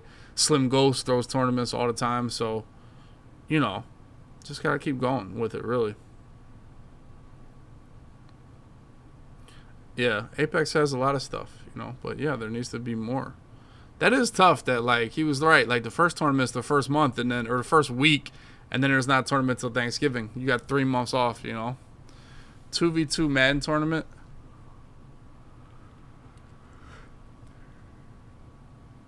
I mean, the gameplay would have to be different in that, like, it would be so hard to pass that, like, you wouldn't... I don't know. I just don't think it would be effective. It could work. I would watch it. They did the team up in Madden Bowl a couple years ago, or 2 years ago, so it wasn't the worst, honestly. It really wasn't the worst. But all right, boys, this was the new podcast, episode 198. The boys...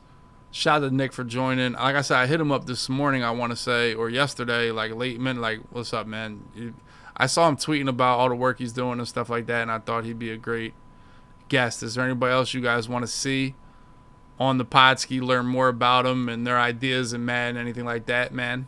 Who do you guys think is next? We're closing on episode 200. You know what I'm saying? We're closing on episode 200. Joe Bruin, our boy. Zan, RG, Lisa Ann. We had Matty Ice already. Bro, I've had Henry on the show like 4 times. I know everything about Henry. What do you want to know? Ryan Moody. Xerxes. Dude, Xerxes I'd have to pay a check for. Kane, you would hop on the show? Bryce Harper. Okay, that's the end of the chat, man. Make sure you guys hit ! Podcast in the chat. If you missed any of this show, you can go ahead and run it back on YouTube tomorrow, boys. The thought of me having Bryce Harper in the chat, just it's not realistic, boys. We got to do better. Oh, before we leave, we almost forgot, boys, a tradition. What are we doing? Like, what are we really doing? Toke Nasty? Yep, that's a good one. Yep. What are we even doing here, boys? Unbannies? Poker Mine. Damn, Poker Mind? The King Ward sucks W's bald ass head every other night in his dreams. Alright, Poker Mind. You gotta go, dude. Crotty. Go beat your wife up. That's tough. That's tough, bro. This is what the chat does. This guy. Whoa.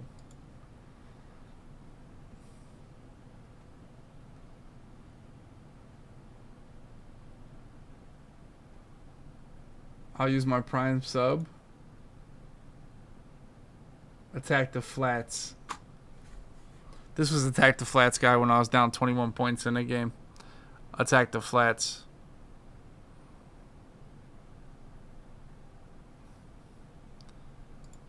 It's tough.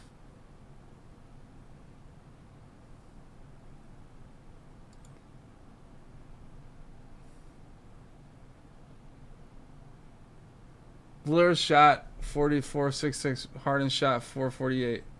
Lillard does chuck threes. That's all he does. James Harden's such a better player than Damian Lillard. It's crazy.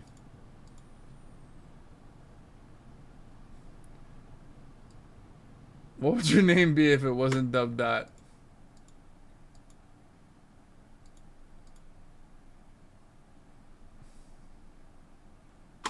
Marcus A. 2017? Let's bring my man back. K Blade World.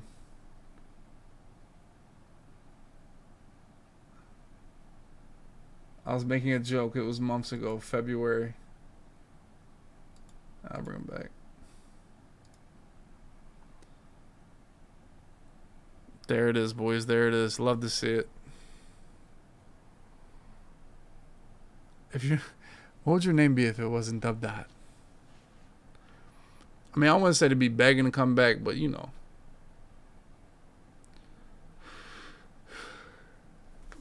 Yo, my man CJ Gardner Johnson signed back yet? What's up? Let me refresh Schefter.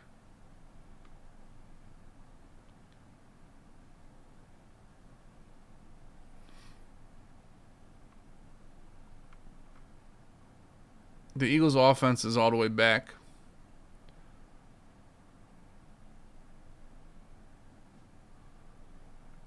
Damn, look at this. I spoke to All-Pro cornerback James Bradbury. He said, I'm dedicating myself to this team. I want to be a piece on this defense. I want to bring Philadelphia a Super Bowl title. Ooh, crazy bar. Crazy bar.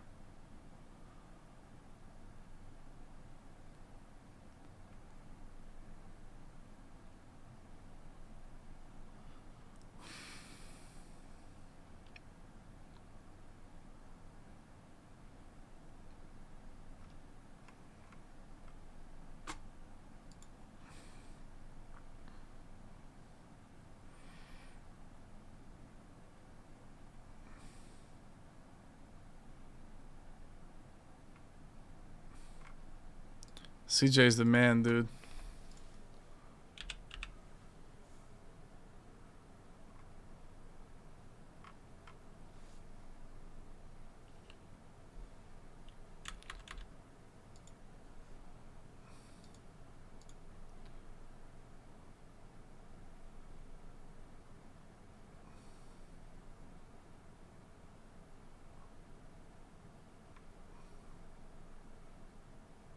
All right, boys. Let me close this before I keep reading articles and stuff.